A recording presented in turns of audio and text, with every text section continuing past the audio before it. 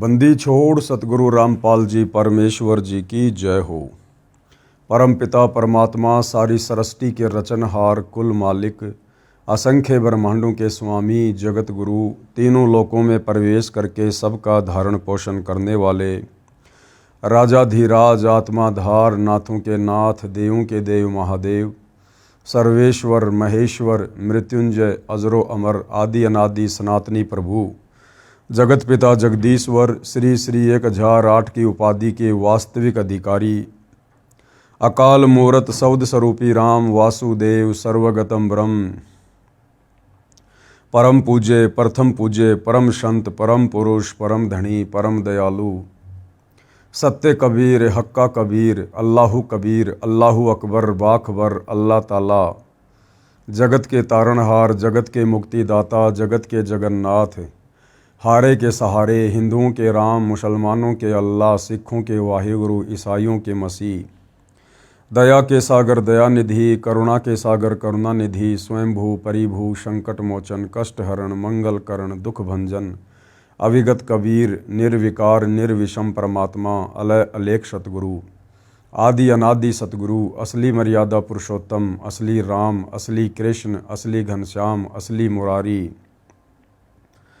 राजाओं के राजा महाराजाओं के महाराजा शहंशाहों के शहंशाह सम्राटों के सम्राट भगवानों के भगवान अल्लाहों के अल्लाह प्रभुओं के प्रभु मसीहाओं के मसीह सच्चे वाहिगुरु बाबाओं के बाबा पीरों के पीर सेठों के सेठ जगत सेठ सावड़सा सेठ सर्वगुण संपन्न अनंत कोटि कलाओं के स्वामी अनंत कोटि ब्रह्मांडों के नायक योगियों में महायोगी ध्यानियों में महाध्यानी सिद्धों में परम सिद्ध ज्ञानियों में तत्व ज्ञानी ब्रह्म ज्ञानी महाज्ञानी परम ज्ञानी सर्वश्रेष्ठ ज्ञानी विज्ञानी युवा कबीर समर्थ कबीर असमवात अमित ओझा सच्चे रहनुमा करीम अल्लाह सुभान अल्लाह दुनिया के अंतिम पैगंबर 8 सितंबर 1951 से गांव धनाना जिला सोनीपत हरियाणा भारतवर्ष की पावन भूमि पे प्रकट रियल कल्कि भगवान श्री नारायण साकार हरि श्री बाबा साहेब नूर अनंत परमात्मा सच्चे दरवेश सच्चे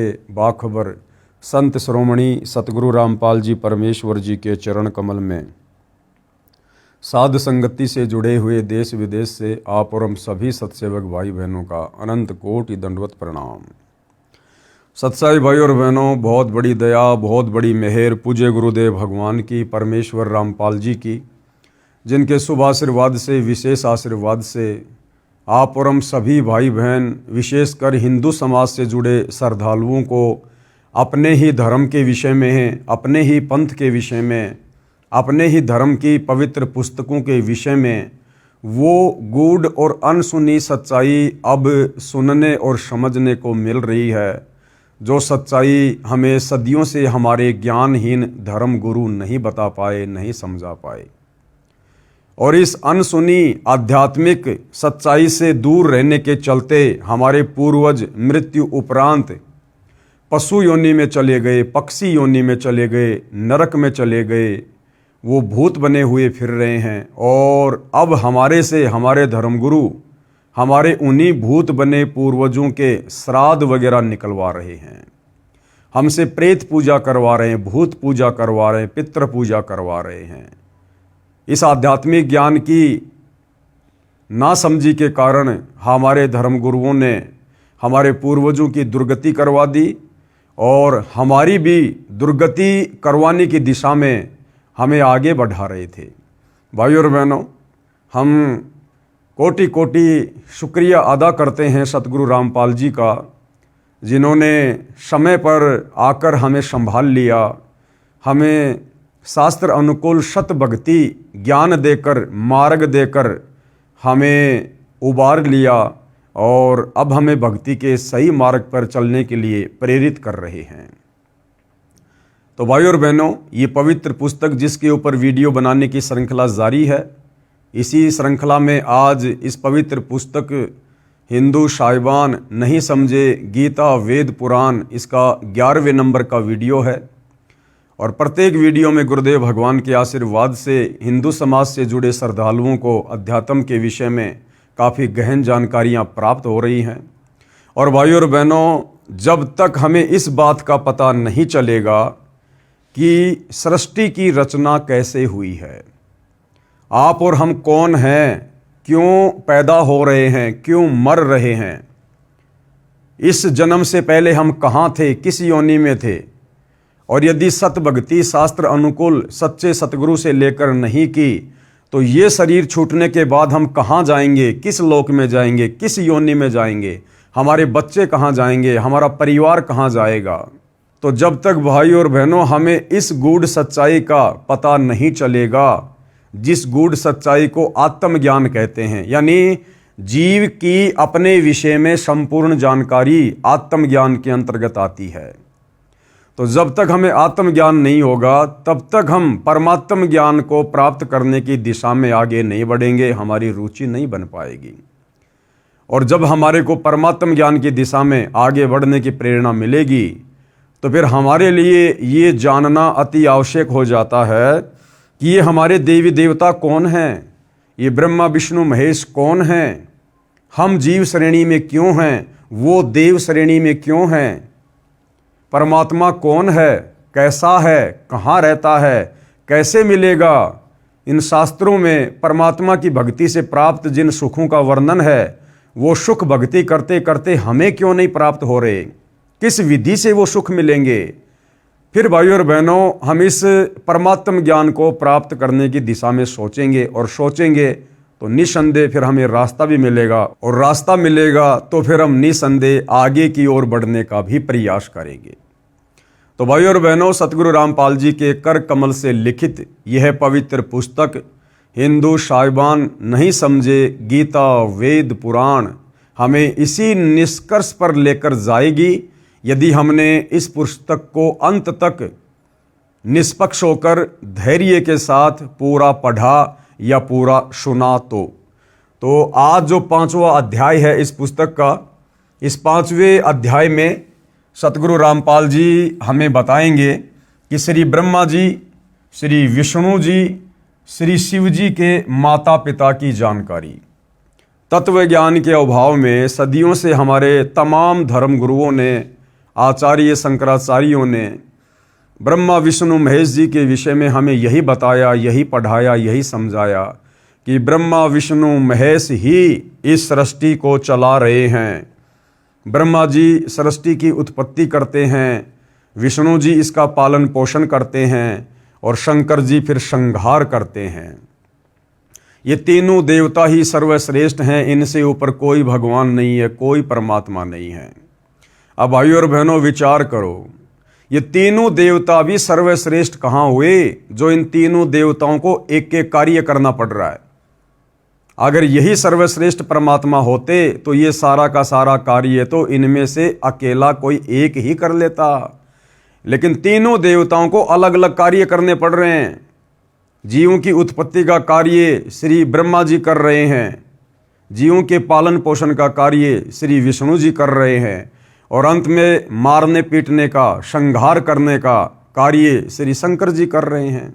तो ये फिर आधे अधूरे हुए, ये कंप्लीट कहाँ हुए। अगर कंप्लीट होता तो इनमें से कोई एक ये सारे कार्य कर लेता, क्योंकि परमात्मा तो समर्थ होता है, सक्षम होता है।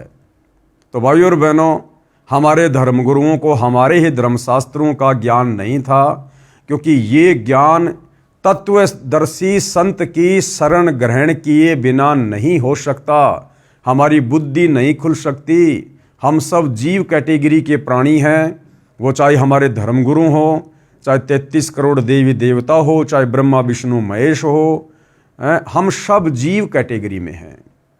और ये कार्य स्वयं परमात्मा ही संत रूप धारण करके, तत्वदर्शी संत का रूप धारण करके, वो परमात्मा परम अक्षर ब्रह्म सच्चिदानंद घन ब्रह्म, वो कबीर देव, वो परमेश्वर स्वयं ही इस भेद को आकर खोलते हैं।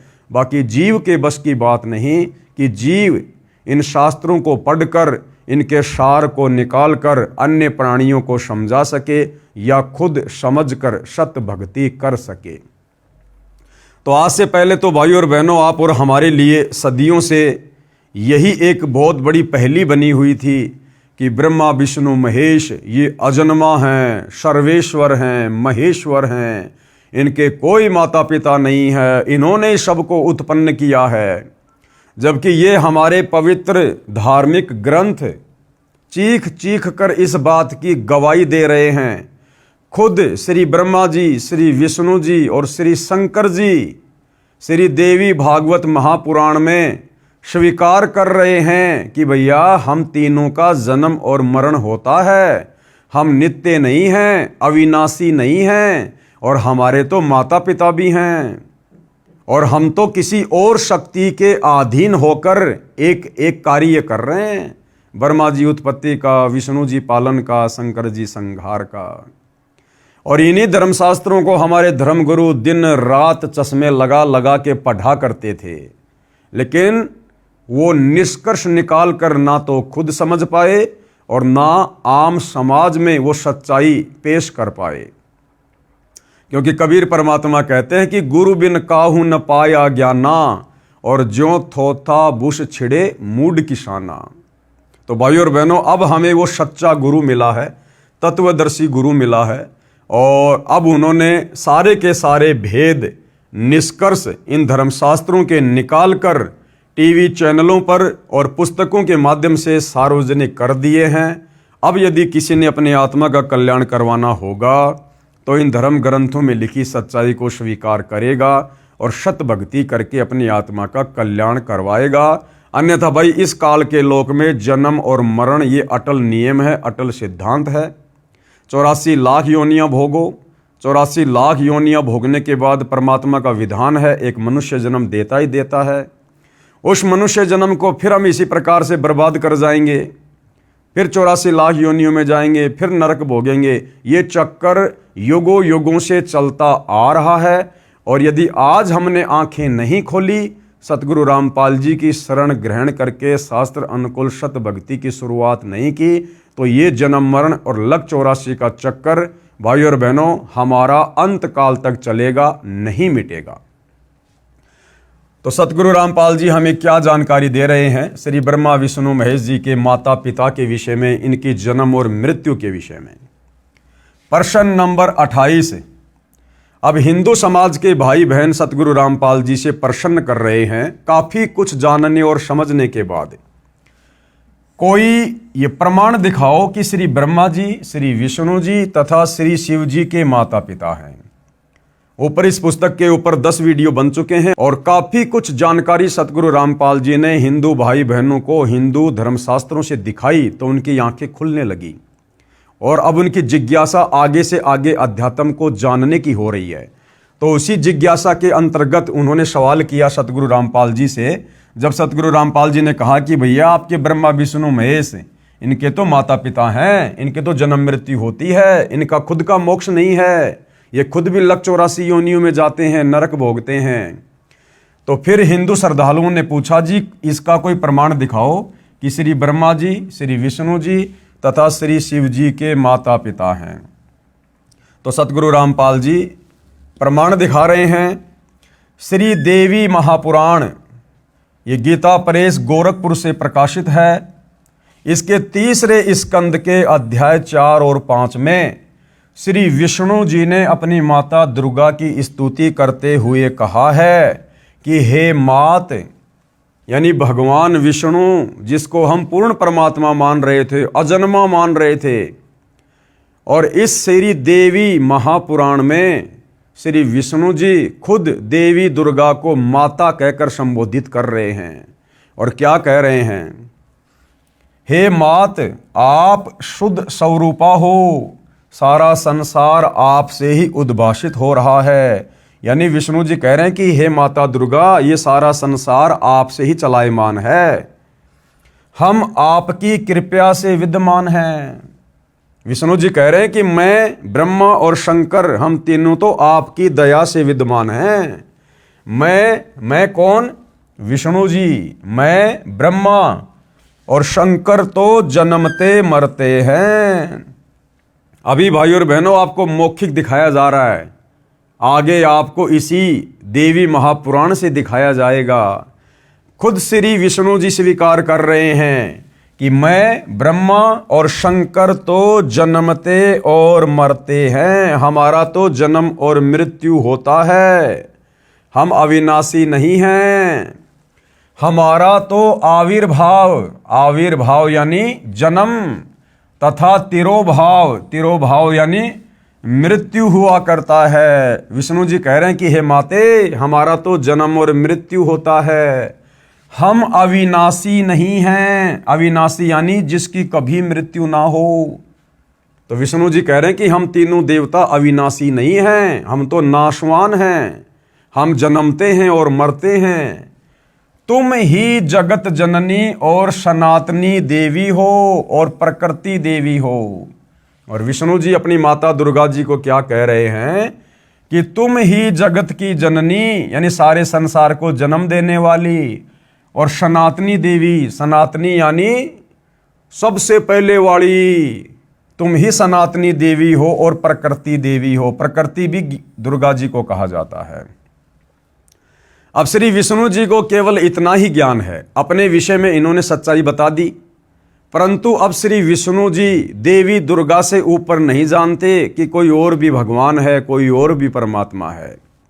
जबकि भाई और बहनों, आपको कल 10वें नंबर के वीडियो में इसी पवित्र पुस्तक से हिंदू धर्मशास्त्रों का हवाला देते हुए आप जियों को साबित कर दिया गया कि देवी दुर्गा भी राजा हिमालय को ज्ञान देते समय इसी देवी महापुराण में साफ साफ कह रही है अपने भगत हिमालय को कि और सब बातें छोड़ दे, यानी मेरी दुर्गा की पूजा भक्ति भी छोड़ दे और उस ब्रह्म की साधना कर जिसका ओम मंत्र है, तेरा कल्याण हो। यानी विष्णु जी तो देवी दुर्गा से ऊपर किसी को नहीं जानते, और देवी दुर्गा अपने से ऊपर उस ब्रह्म की भक्ति करने के लिए कह रही है। और वो ब्रह्म यानी वो काल जो गीता का ज्ञान देता है, वो गीता जी में अध्याय 18 श्लोक नंबर 62 में अर्जुन को अपने से अन्य किसी और परम अक्षर ब्रह्म अविनाशी परमात्मा की भक्ति करने के लिए कह रहा है। तो भाइयों और बहनों, हमारे धर्म गुरुओं का अध्यात्म ज्ञान तो घुटनों में था, घुटनों में। और श्री ब्रह्मा विष्णु महेश को भी आध्यात्मिक ज्ञान नहीं था कंप्लीट। अगर श्री विष्णु जी को वेदों का ज्ञान होता, कंप्लीट आध्यात्मिक ज्ञान होता, तो देवी दुर्गा को सनातनी देवी कहकर संबोधित नहीं करता। तो क्या कह रहे हैं कि तुम ही जगत जननी हो और सनातनी देवी हो और प्रकृति देवी हो। अब शंकर भगवान क्या कह रहे हैं भाइयों और बहनों, अब शंकर जी के भी आध्यात्मिक ज्ञान का निष्कर्ष आप जियों के सामने है कि शंकर जी को कितना ज्ञान है। भगवान शंकर बोले, हे माता, यानी शंकर जी भी दुर्गा जी को अपनी माँ कहकर संबोधित कर रहे हैं। अब देख लो भाइयों और बहनों, हमारे धर्मगुरु कहा करते थे कि देवी दुर्गा का कोई पति नहीं है। अरे पति नहीं है तो देवी दुर्गा ने फिर ब्रह्मा विष्णु महेश ये तीनों पुत्र कहां से उत्पन्न कर दिए।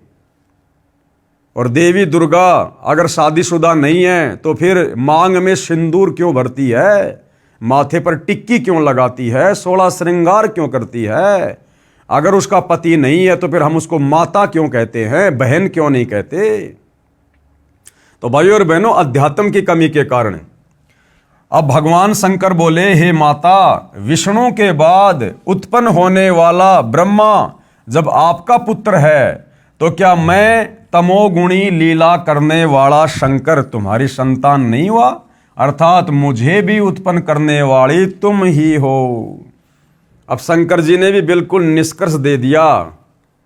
भाई विष्णु जी ने तो पहले कह दिया कि तुम जगत जननी हो, सनातनी देवी हो, हम तो जन्मते और मरते हैं, हे माता।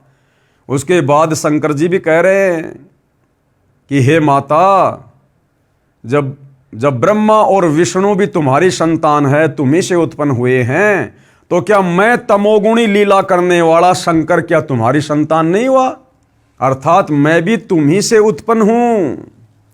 शंकर जी ने भी फाइनल कर दिया कि मेरी भी माता यही दुर्गा है, मुझ शंकर का जन्म भी दुर्गा देवी से हुआ है।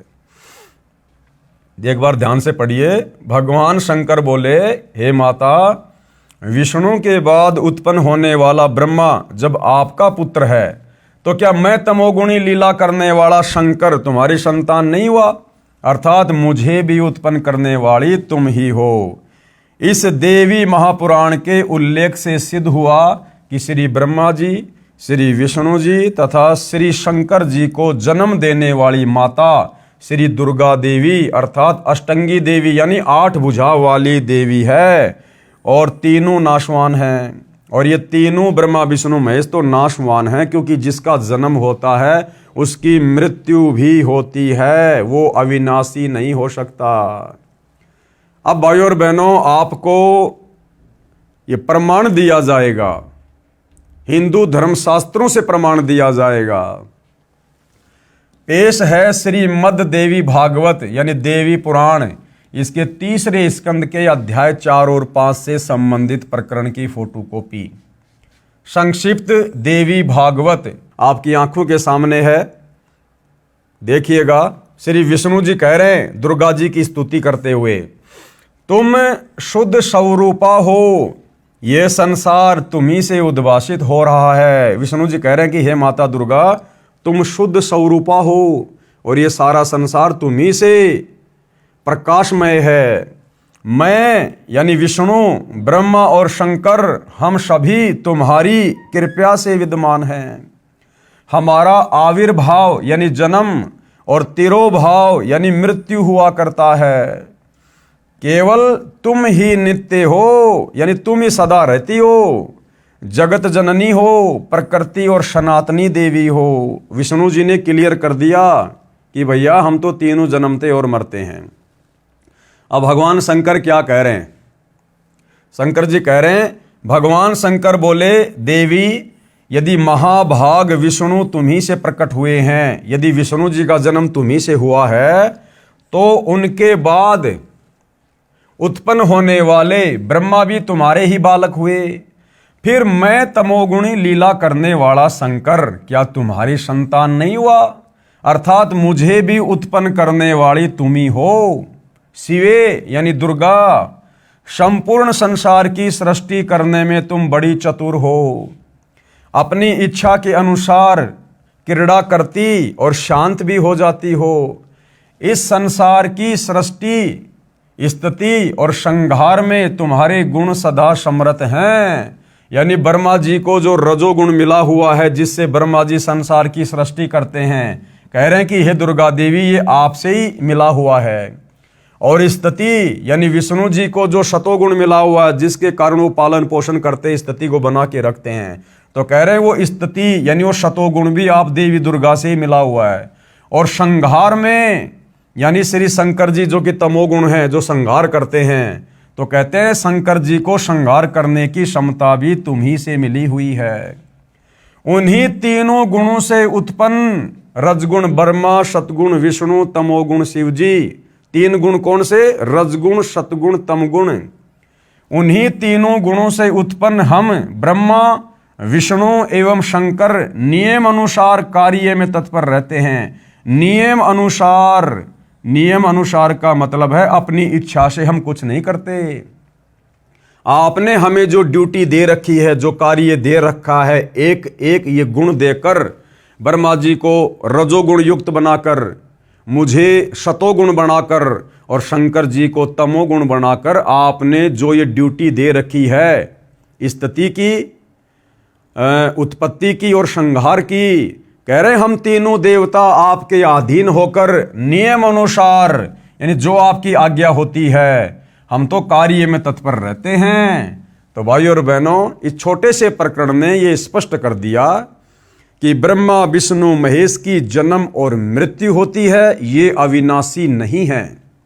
दूसरा मैटर, ये देवी दुर्गा, ये देवी दुर्गा इन तीनों की माता है।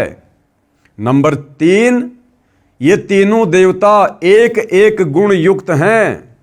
रजगुण ब्रह्मा, सतगुण विष्णु और तमोगुण शिव जी। इतने सारे कंसेप्ट इस छोटे से प्रकरण ने क्लियर कर दिए हैं। जो भाई ये सवाल कर रहे थे कि भाई दिखाओ हमें कोई प्रमाण कि ब्रह्मा विष्णु महेश की माता कौन है, तो भाई हिंदू धर्मशास्त्र में जिसकी कथा हमारे धर्मगुरु आए दिन करते रहते हैं, श्री देवी महापुराण, इसी में साफ साफ आपको लिखा हुआ दिखा दिया है। मन में कोई शंका हो तो बाजार से गीता प्रेस गोरखपुर से प्रकाशित जिस श्री देवी महापुराण का आपको हवाला दिया गया है, आप जी लाकर देख सकते हैं। अब ये सारी बातें जानने के बाद में, अपनी आंखों से देखने के बाद में, अब हिंदू धर्म के जो श्रद्धालु हैं, अब अध्यात्म को जानने की ओर जिज्ञासा उनकी बढ़ रही है। तो अगला सवाल वो सतगुरु रामपाल जी से क्या कर रहे हैं कि श्री ब्रह्मा जी, श्री विष्णु जी तथा श्री शिव जी का पिता कौन है?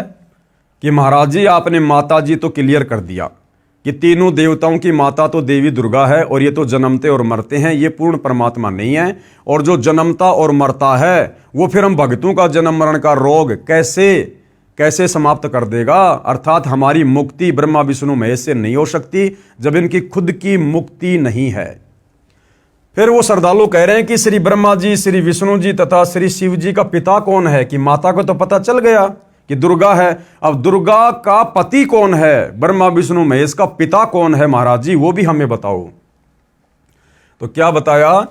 श्री ब्रह्मा रजगुण, श्री विष्णु सतगुण तथा श्री शिव जी तमगुण की माता देवी दुर्गा है तथा पिता काल ज्योति निरंजन है। इनका पिता कौन है? ये काल ब्रह्म, जिसको ज्योति निरंजन भी कहते हैं, जिसने गीता जी का ज्ञान श्री कृष्ण जी के शरीर में प्रवेश करके कुरुक्षेत्र के मैदान में महाभारत के युद्ध के समय दिया। ये ब्रह्म जो गुप्त रहता है, इसने प्रतिज्ञा कर रखी है कि मैं अपने ओरिजिनल काल रूप में किसी के भी समक्ष प्रकट नहीं होऊंगा, मैं अपने ओरिजिनल काल रूप में किसी को भी दर्शन नहीं दूंगा, क्योंकि इसको 1 लाख मानव शरीरधारी प्राणियों के सूक्ष्म शरीर से निकली वासना रोजाना खाने का श्राप लगा हुआ है, जिस कारण इसकी मजबूरी है ये अपने ओरिजिनल रूप में किसी को दर्शन नहीं देता, क्योंकि इसका ओरिजिनल काल रूप बहुत भयंकर और विकराल है। पूजा तो छोड़ो, इसका रूप देखते ही आदमी का कलेजा फट जाए। जिस प्रकार महाभारत के युद्ध में जब इसने श्री कृष्ण जी के शरीर में प्रवेश करके और अपना 1000 भुजा वाला विराट रूप अर्जुन को दिखाया, तो अर्जुन इतना डर गया, उसने दोबारा से हथियार उठा लिए कि ठीक है, आप जैसा कहोगे मैं वैसा ही करूँगा, मुझे अपना वो चतुर्भुज रूप दिखाओ, अन्यथा मेरा कलेजा फट जाएगा। तो गुरुदेव भगवान कह रहे कि तीनों देवताओं की माता है दुर्गा तथा पिता काल ज्योति निरंजन है। अब देखिए, इसका भी आपको प्रमाण देंगे भाई और बहनों। पुस्तक हिंदू साहिबान नहीं समझे गीता वेद पुराण, पेज नंबर 144, और इसका प्रमाण कहाँ है? पहले आपको मौखिक बताया जाएगा। श्री शिव महापुराण में, ये गीता प्रेस गोरखपुर से प्रकाशित, इसके पिता का ज्ञान है। इस शिव महापुराण में ब्रह्मा विष्णु महेश के पिता का ज्ञान है। श्री शिव महापुराण के रुद्र संहिता खंड में अध्याय 5 से 9 तक निम्न प्रकरण है। क्या प्रकरण है? ध्यान से पढ़िएगा। अपने पुत्र नारद जी के प्रश्न का उत्तर देते हुए श्री ब्रह्मा जी ने कहा कि हे पुत्र, आपने सृष्टि के उत्पत्तिकर्ता के विषय में जो प्रश्न किया है उसका उत्तर सुन। अब हम तो श्री ब्रह्मा जी को ही सृष्टि का उत्पत्तिकर्ता मान रहे हैं सदियों से। हमारे धर्म गुरु भी हमारे को इसी प्रकार से बताते हुए आ रहे थे कि श्री ब्रह्मा जी ही सृष्टि के उत्पत्तिकर्ता हैं। यहाँ तो नारद जी जो ब्रह्मा जी के पुत्र हैं, नारद जी अपने पिता ब्रह्मा जी से पूछ रहे हैं कि सृष्टि का उत्पत्तिकर्ता कौन है, मुझे उसकी जानकारी बताएं। तो ब्रह्मा जी तो सृष्टि के उत्पत्तिकर्ता की जानकारी बता रहा है, ना कि ब्रह्मा जी सृष्टि के उत्पत्तिकर्ता हैं। अपने पुत्र नारद जी के प्रश्न का उत्तर देते हुए श्री ब्रह्मा जी ने कहा कि हे पुत्र, आपने सृष्टि के उत्पत्तिकर्ता के विषय में जो प्रश्न किया है उसका उत्तर सुनो। अब क्या कह रहे हैं श्री ब्रह्मा जी, सृष्टि का उत्पत्तिकर्ता कौन है? प्रारंभ में, यानी सबसे पहले शुरुआत में केवल एक सद ब्रह्म ही शेष था। ये ब्रह्मा जी सद ब्रह्म किसको कह रहे हैं? इस काल को कह रहे हैं, काल ब्रह्म को कह रहे हैं। प्रारंभ में केवल एक सद ब्रह्म ही शेष था, सब स्थानों पर प्रलय था, उस निराकार परमात्मा ने, यानी वो काल जो अपने ब्रह्मलोक में रहता है, किसी को दर्शन नहीं देता, और दर्शन ना होने के कारण हमारे साधु संत महात्माओं ने उसको निराकार की संज्ञा दे दी, जबकि वो आकार में है, साकार है, मनुष्य जैसा उसका रूप है, लेकिन वो किसी को दर्शन नहीं देता। इसलिए ऋषि मुनियों ने, तपस्वियों ने समाधि लगा लगा के, तप कर करके खूब कोशिश की, लेकिन उसके दर्शन नहीं हुए। उसके प्रकाश के दर्शन हुए, उसकी ज्योति के दर्शन हुए, जिस कारण से साधु संत महात्माओं ने मान लिया कि वो परमात्मा निराकार है, निराकार है, जबकि वो साकार है। तो उसी आधार से, क्योंकि ब्रह्मा जी ने भी काफी लंबे समय तक समाधि लगाई थी उसकी खोज के लिए, उसके दर्शन के लिए, लेकिन ब्रह्मा जी को उस काल ब्रह्म ने दर्शन नहीं दिए। अंत में ब्रह्मा जी ने यही निष्कर्ष निकाल लिया कि वो निराकार है, वो दिखाई नहीं देता। तो ब्रह्मा जी कह रहे कि उस निराकार परमात्मा ने अपना स्वरूप शिव जैसा बनाया। शिव कौन? ये शिव शंकर, ब्रह्मा जी का सबसे छोटा भाई, क्योंकि ये 3 भाई हैं, ब्रह्मा विष्णु महेश। अब भाइयों और बहनों, आपने पहले पढ़ा ये काल क्या करता है, ये अपने 3 पुत्रों ब्रह्मा विष्णु महेश का रूप बनाकर उनके भक्तों को दर्शन देता है। तो ब्रह्मा जी यह क्या कह रहे हैं कि उस निराकार परमात्मा ने शिव का आकार बनाया, शिव का रूप बनाया। अब विचार करो भाई और बहनों, एक तरफ तो ब्रह्मा जी कह रहे हैं कि भाई वो निराकार परमात्मा है, निराकार यानी जिसका कोई रूप है ही नहीं। उस निराकार परमात्मा ने अपना स्वरूप शिव जैसा बनाया। अब वो निराकार कैसे रह गया जब उसने शिव के जैसा, शंकर जी के जैसा अपना रूप बना लिया? तो वो निराकार कैसे हुआ भाई? तो ये इनकी आध्यात्मिक अज्ञानता है ब्रह्मा विष्णु महेश जी की। उस निराकार परमात्मा ने, यानी काल ने, अपना स्वरूप शिव जैसा बनाया, क्योंकि वो अपने ओरिजिनल रूप में तो आ नहीं सकता। उसने प्रतिज्ञा कर रखी है, सौगंध खा रखी है कि ये मेरा अटल नियम है, मैं किसी को भी अपने ओरिजिनल काल रूप में दर्शन नहीं दूंगा। तो उसकी मजबूरी हो जाती है अपने 3 बेटों के रूप बनाकर लोगों को दर्शन देने की। तो उस काल ने अपना शिव जैसा रूप बनाया, उसको सदाशिव कहा जाता है। उसने अपने शरीर से एक स्त्री निकाली, कौन? दुर्गा। अब ब्रह्मा जी क्या कह रहे हैं? अब भाइयों और बहनों, ये श्री ब्रह्मा जी का आधा अधूरा ज्ञान है। कह रहा कि उस निराकार सदाशिव ने, उस निराकार परमात्मा ने, जिसने शिव रूप बनाया, जिसको सदाशिव भी कहते हैं, यानी काल, उसने अपने शरीर से एक स्त्री निकाली। वो स्त्री कौन? दुर्गा, जो आगे चलकर उसकी पत्नी कहलाई। अब बताओ भाइयों और बहनों, अब मेरे शरीर से यदि कोई बेटा या बेटी उत्पन्न होगी तो वो क्या कहलाएगी मेरी? या तो बेटा या बेटी। किसी स्त्री के शरीर से कोई बच्चा उत्पन्न होगा या किसी पुरुष के सहयोग से कोई बच्चा उत्पन्न होगा तो वो क्या कहलाएगा? उसका, उसकी संतान कहलाएगा। लेकिन यहां पर इस काल ने, ब्रह्मा जी कह रहे हैं कि अपने शरीर से एक स्त्री निकाली, उत्पन्न की। और देखना फिर, उसने अपने शरीर से एक स्त्री निकाली, वह स्त्री दुर्गा, जगदम्बिका, प्रकृति देवी तथा त्रिदेव। त्रिदेव कौन? ब्रह्मा विष्णु तथा शिव की जननी कहलाई। इन 3 देवताओं को जन्म देने वाली माता कहलाई, जिसकी 8 भुजाएं हैं। इसी को शिवा भी कहा है। यानी शिव जैसा रूप यहां किसने बनाया? काल ने। और काल ने अपने शरीर से जिस स्त्री को बाहर निकाला, उसको उसने क्या बनाया? शिवा, यानी दुर्गा, यानी अपनी पत्नी। अब भाइयों और बहनों, वास्तव में ये माजरा क्या है? क्योंकि ब्रह्मा जी को तो कंप्लीट आध्यात्मिक ज्ञान था नहीं बेचारे को। इसने तो अटपट करके कुछ वेदों को पढ़ा, कुछ परमात्मा से हल्की फुल्की सृष्टि रचना को समझा, और इसने अपना आधा अधूरा ज्ञान यहां पेश कर दिया। असल में जब आप सृष्टि रचना पढ़ेंगे, सतगुरु रामपाल जी के कर कमल से लिखी हुई, हमारे धर्मशास्त्रों से प्रमाणित, तब आपको पता चलेगा भाइयों और बहनों कि ये काल, ये दुर्गा और हम सभी आत्माएं जो 21 ब्रह्मांड में यहाँ हैं, जन्म रहे, मर रहे हैं, गधे कुत्ते बन रहे हैं, हम सभी सतलोक में रहा करते थे परमपिता परमात्मा के पास, कबीर देव भगवान के पास में। वहां पर इस काल ने भाइयों और बहनों मनमुखी आचरण करना शुरू कर दिया। इसने तप करना शुरू कर दिया, और इसके तप के बदले परमात्मा ने इसको 21 ब्रह्मांड दे दिए, अलग से राज्य दे दिया। और हम जितनी भी आत्माएं थी वहां, जो वर्तमान में इस काल के इस गंदे लोक में गधे कुत्ते सूअर बन के घूम रहे हैं, इंसान बन के घूम रहे हैं, देवी देवता बन के घूम रहे हैं, हम सब इस काल के ऊपर आसक्त हो गए। जब ये तब कर रहा था तो हम इसको देखने के लिए जाया करते थे और इसकी महिमा किया करते थे कि वाह जी वाह, इतने लंबे समय से एक पैर पे खड़ा होकर तप कर रहा, क्या बात है। हम इसके ऊपर आसक्त हो गए। अब हमारे कबीर भगवान ने देखा कि अब ये आत्माएं मेरे किसी काम की नहीं है, ये मुझ एकमात्र सर्वश्रेष्ठ भगवान को छोड़कर, यानी मेरे से आस्था हटाकर और इस दो कोडी के जीव में, इस काल में, अपने जैसे इस प्राणी में ये अपनी आसक्ता लगा बैठे हैं।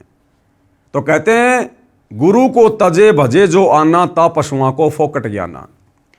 तो परमात्मा ने उसके तप के बदले 21 ब्रह्मांड दे दिए और हम सभी आत्माओं ने भी उसके साथ 21 ब्रह्मांडों में आने की सहमति व्यक्त कर दी, हाथ ऊपर खड़ा करके अपने भगवान के सामने, ये सोचकर कि हमें ना जाने सतलोक से भी ज्यादा सुख मिलेंगे यहां इसके पास में। और सबसे पहले भाई और बहनों, जिस आत्मा ने परमात्मा के पूछने पर कि कौन कौन इस काल के साथ जाना चाहता है, सबसे पहले जिस एक आत्मा ने हाथ खड़ा किया था, उस आत्मा को परमात्मा ने एक स्त्री का रूप बनाया, जिसको दुर्गा कहते, अष्टंगी कहते हैं। और उस दुर्गा को परमात्मा ने इस काल के पास में छोड़ दिया था, वहीं सतलोक में। और हम जितनी भी आत्माएं थी जिन्होंने यश किया था, हमारा सूक्ष्म रूप बनाकर, सूक्ष्म रूप में दुर्गा के अंदर जो है वो प्रविष्ट कर दिया था। अब इस काल ब्रह्म ने दुर्गा के युवा रूप को देखकर, लड़की रूप को देखकर इसके मन में दोष उत्पन्न हो गया और इसने दुर्गा के साथ में बलात्कार करने का प्रयास किया, बदतमीजी करने का प्रयास किया। तो दुर्गा ने इसको बहुत समझाया कि भाई देख, हम दोनों एक ही पिता की संतान हैं। इस परम अक्षर ब्रह्म सत्य पुरुष कबीर देव ने आपको भी अपने वचन से उत्पन्न किया, मुझे भी अपने वचन से उत्पन्न किया। हम दोनों आपस में भाई बहन हैं और भाई बहनों का ऐसा ये गंदा कर्म, ये अच्छा नहीं है, हम पाप के भागी बनेंगे। लेकिन काल के ऊपर तो वासनाओं का भूत सवार था, क्योंकि जानबूझ के उसने गलती मोल ले ली। तो दुर्गा ने बहुत समझाया लेकिन वो नहीं माना और जबरदस्ती दुर्गा के साथ करने लगा। और जैसे उसने दुर्गा को चूमने के लिए, उसका चुंबन लेने के लिए अपना मुंह खोला, तो दुर्गा ने सूक्ष्म रूप बनाया, सूक्ष्म रूप बनाकर काल के मुख के माध्यम से उसके पेट में जा बैठी और वहां जाकर परमपिता परमात्मा कबीर साहिब से अर्ज की, अरदास की कि हे परमेश्वर मेरी रक्षा करो, मेरी रक्षा करो। तो परमात्मा को तो पता था कि भैया तुम्हें अच्छा खासा खाना पीना घूमना मिल रहा था, क्यों तुम इसके ऊपर आसक्त हुए, अब भुगतो। लेकिन परमात्मा दयालु है, अपने पुत्र जोगजीत का रूप बनाकर, क्योंकि सतलोक में परमात्मा के 16 पुत्र और हैं इस काल के अलावा, अपने एक पुत्र जोगजीत का रूप बनाकर परमात्मा जी वहां आए और काल के पेट से इस दुर्गा को बाहर निकाला और परमात्मा जी का आदेश बता दिया कि ऐसा गंदा कर्म करने की सोचने वाला भी इस सतलोक में नहीं रह सकता। और उनको श्राप दे दिया कि आज से तेरा नाम काल होगा, तो प्रतिदिन 1 लाख मानव शरीरधारी स्त्री या पुरुषों का आहार करेगा और निकल जाओ यहां से। और सतलोक से 21 ब्रह्मांड सहित इस दुर्गा को, दुर्गा के अंदर हम सभी आत्माओं को और इस काल को सतलोक से 16 शंख कोश की दूरी पर 21 ब्रह्मांडों समेत वहां से निकाल दिया। और ये वचन बोलते ही वो 21 ब्रह्मांड विमान की तरह चल पड़े और 16 शंख कोश की दूरी पर आकर स्थिर हो गए, जहां हम लोग रह रहे हैं। उसके बाद भाई और बहनों, इस काल ने फिर अपनी मनमानी की कि अब मेरा कौन क्या बिगाड़ेगा, मुझे सतलोक से तो धक्के मार के निकाल दिया परमात्मा ने, अब मेरा कौन क्या बिगाड़ेगा। फिर इसने दुर्गा के साथ में शारीरिक संबंध बनाए और शारीरिक संबंध बनाकर फिर ये 3 पुत्र ब्रह्मा विष्णु महेश इसने उत्पन्न किए। और इनको उत्पन्न करके फिर इस काल ने प्रतिज्ञा की कि मैं आज के बाद किसी के सामने प्रकट नहीं होऊंगा, अपने ओरिजिनल काल रूप में किसी को दर्शन नहीं दूंगा। और इन तीनों बेटों के माध्यम से दुर्गा के द्वारा हम सब की यहां पर इसने दुर्गति करवा रखी है। ब्रह्मा के माध्यम से उत्पत्ति करवाता है, विष्णु के माध्यम से पालन पोषण करवाता है और शंकर जी के माध्यम से हमारा संहार करवाता है। इस प्रकार ये काल प्रतिदिन 1,00,000 मानव शरीरधारी स्त्री पुरुषों का आहार करता है। हम मरने के बाद कहाँ जाते हैं? सबसे पहले सूक्ष्म शरीर में ये आत्मा वहीं जाती है और सूक्ष्म शरीर से फिर ये जमा वासना को निकाल निकाल के खाता है, जो इसका भोजन है। तो सृष्टि रचना के माध्यम से हमें पता चलेगा। तो इस प्रकार से श्री ब्रह्मा जी नारद को कुछ तो सृष्टि रचना सुनकर आधी अधूरी और कुछ वेदों को पढ़कर कह रहा है कि उस सदाशिव ने अपने शरीर से एक स्त्री को निकाला जिसको शिवा कहा जाता है। तो वो कबीर परमात्मा ने अपने पुत्र जोगजीत का रूप बनाकर काल के पेट से दुर्गा को बाहर निकाला था। ये दोनों फिर आपस में पति पत्नी कहलाए इस लोक में आने के बाद। अब ध्यान से पढ़िए, अब समझ में आएगा। प्रारंभ में केवल एक सद्ब्रह्म ही शेष था, सब स्थानों पर प्रलय था। उस निराकार परमात्मा ने, काल के विषय में कह रहा है, अपना स्वरूप शिव जैसा बनाया, क्योंकि खुद तो अपने रूप में आता नहीं, उसको सदाशिव कहा जाता है। उसने अपने शरीर से एक स्त्री निकाली, वह स्त्री दुर्गा, जगदम्बिका, प्रकृति देवी तथा त्रिदेव ब्रह्मा विष्णु तथा शिव की जननी कहलाई, जिसकी 8 भुजाएं हैं। इसी को शिवा भी कहा है, यानी दुर्गा को ही शिवा कहा जाता है। श्री विष्णु जी की उत्पत्ति, अब श्री ब्रह्मा जी बता रहे हैं अपने बेटे नारद को कि विष्णु जी की उत्पत्ति कैसे हुई। सदाशिव और शिवा, यानी सदाशिव यानी वो काल और शिवा यानी दुर्गा ने पति पत्नी रूप में रहकर एक पुत्र की उत्पत्ति की, उसका नाम विष्णु रखा। तो विष्णु जी के पिता कौन हुए? ये काल भगवान, ये सदाशिव जिसको काल ब्रह्म कहते हैं, और माता कौन हुई? दुर्गा। आगे आपको भाई और बहनों इस देवी महापुराण की फोटोकॉपी भी दिखाएंगे आपको। श्री विष्णु जी की उत्पत्ति सदाशिव और शिवा यानी काल और दुर्गा ने पति पत्नी रूप में रहकर एक पुत्र की उत्पत्ति की, उसका नाम विष्णु रखा। अब आगे पढ़िए, श्री ब्रह्मा जी की उत्पत्ति कैसे हुई। श्री ब्रह्मा जी की उत्पत्ति, श्री ब्रह्मा जी ने बताया कि जिस प्रकार विष्णु जी की उत्पत्ति शिव तथा शिवा के संयोग यानी काल और दुर्गा के संयोग यानी भोग विलास से हुई है, उसी प्रकार शिव और शिवा ने यानी काल और दुर्गा ने मेरी यानी ब्रह्मा की भी उत्पत्ति की। तो ब्रह्मा जी का भी पिता कौन हुआ? ये काल ब्रह्म, और माता कौन हुई? दुर्गा। नोट, यहां पर शिव को काल ब्रह्म जाने, शिवा को दुर्गा जाने। अदालत नोट करे, क्योंकि आने वाले समय में भाइयों और बहनों ये सारी बातें अदालतों में रखी जाएंगी, इन धर्म शास्त्रों से प्रमाणित किया जाएगा। इसलिए सतगुरु रामपाल जी ने पहले यहां पर कोष्टक में लिख दिया, अदालत नोट करे।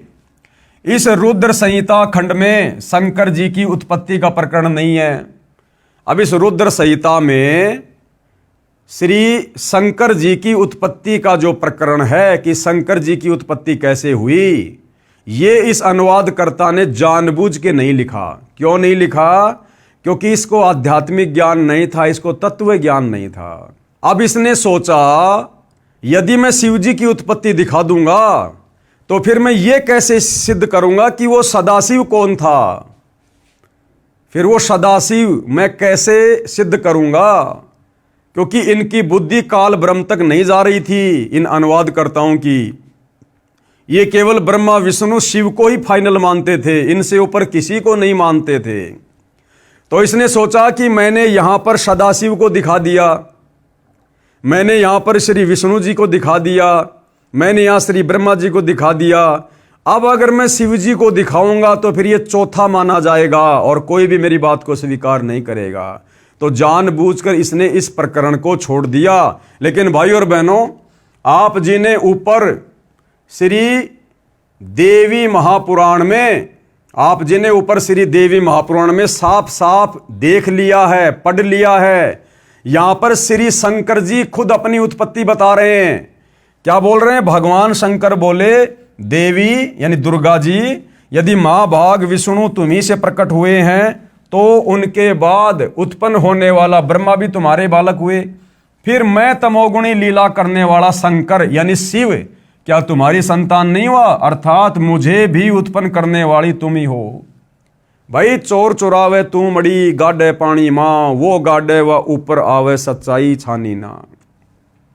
तो ये अनुवाद करता कहां कहां तक अपनी अज्ञानता को पेश करेंगे और सच्चाई को दबाएंगे। सच्चाई तो इन्हीं धर्मशास्त्रों में लिखी हुई है। तो यहां श्री शंकर ने भी अपनी उत्पत्ति इसी देवी दुर्गा से बताई है। और देवी दुर्गा का पति कौन है? ये आपने देख लिया, ये काल ब्रह्म है, ये सदाशिव है। तो तीनों देवताओं की उत्पत्ति यहां पर इस काल ब्रह्म और उसकी पत्नी दुर्गा के संयोग से, पति पत्नी व्यवहार से हुई है। इस रुद्र संहिता खंड में शंकर जी की उत्पत्ति का प्रकरण नहीं है, यह अनुवादकर्ता की गलती है। वैसे देवी पुराण में शंकर जी ने स्वयं स्वीकारा है कि मेरा जन्म दुर्गा यानी प्रकृति से हुआ है, जो अभी आपको दिखाया गया।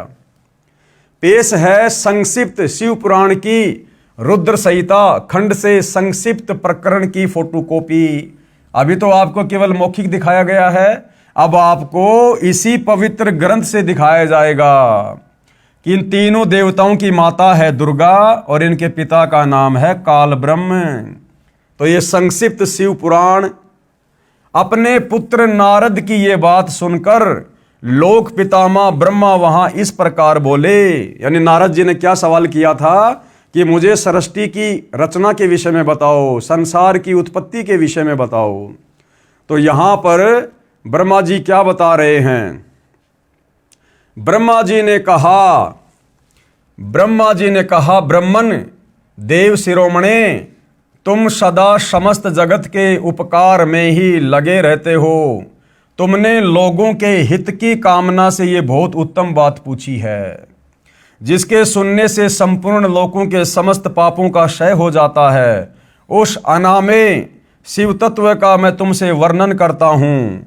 शिव तत्व का स्वरूप बड़ा ही उत्कृष्ट और अद्भुत है। जिस समय समस्त चराचर जगत नष्ट हो गया था, सर्वत्र केवल अंधकार ही अंधकार था। न सूर्य दिखाई देते थे, न चंद्रमा, अनन्य ग्रहों और नक्षत्रों का भी पता नहीं था। न दिन होता था न रात, अग्नि पृथ्वी वायु और जल भी सत्ता नहीं थी।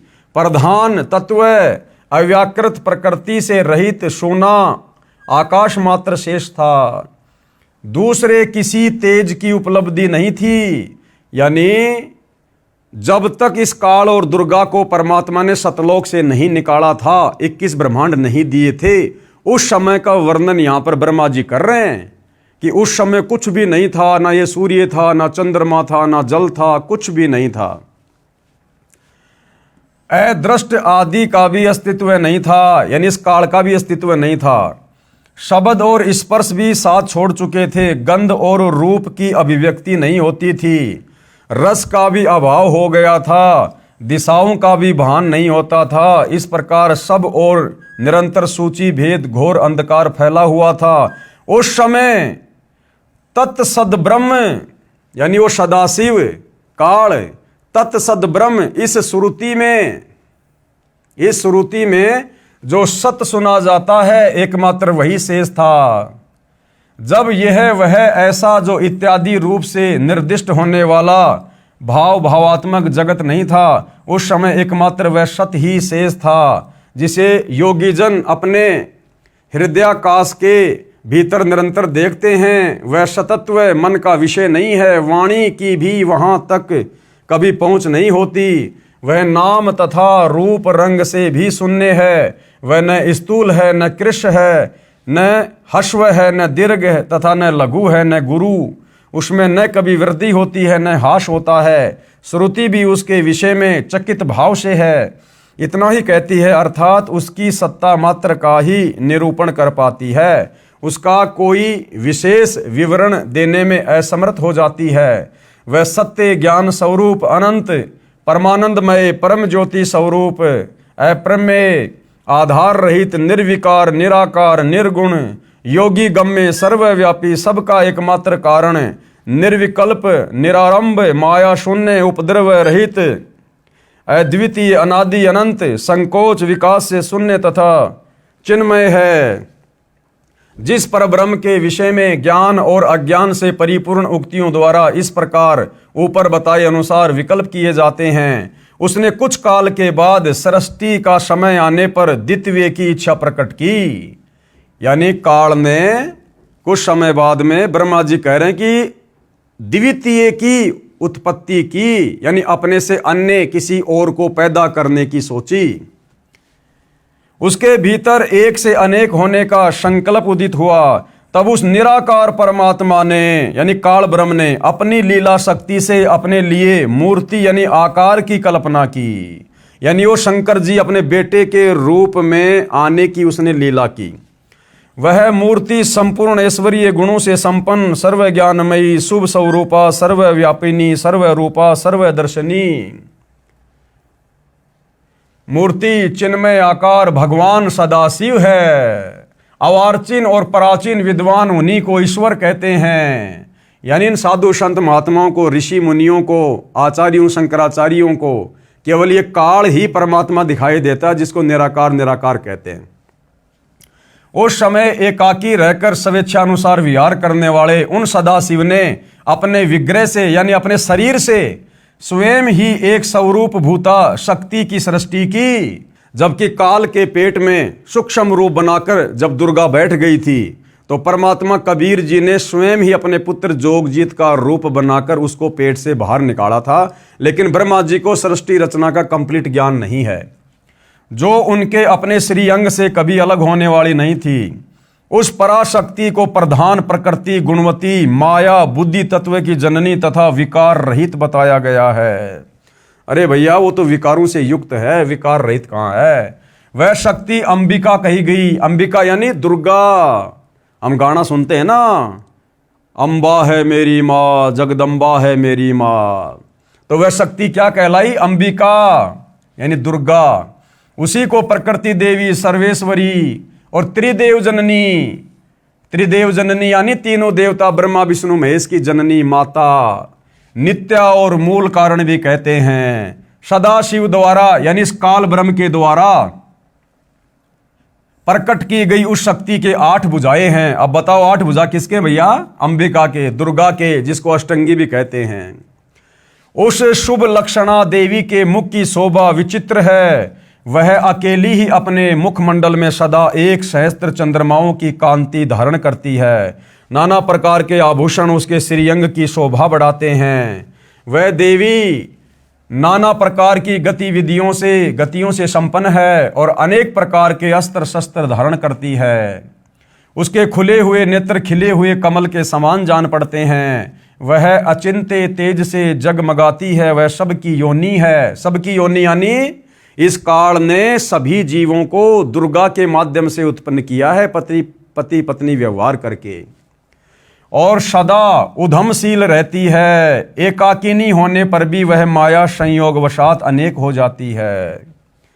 और वे जो सदाशिव हैं, ये दुर्गा का पति काल सदाशिव, उन्हें परम पुरुष ईश्वर शिव शंभु और महेश्वर कहते हैं।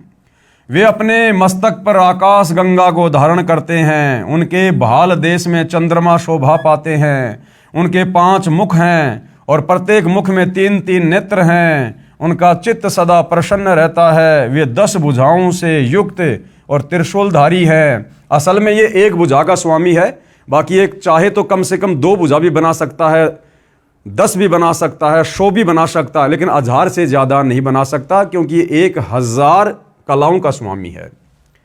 उनके श्रीअंगों की प्रभा, ये रुद्र संहिता चल रही है भाई और बहनों, उनके श्रीअंगों की प्रभा कपूर के समान श्वेत गौर है। वे अपने सारे अंगों में भस्म रमाए रहते हैं। उन काल रूपी, देखो सच्चाई आ रही है भाई और बहनों, उन काल रूपी ब्रह्म ने एक ही समय शक्ति के साथ शिवलोक नामक क्षेत्र का निर्माण किया। उस काल रूपी ब्रह्म ने, कौन है ये? दुर्गा का पति काल ब्रह्म।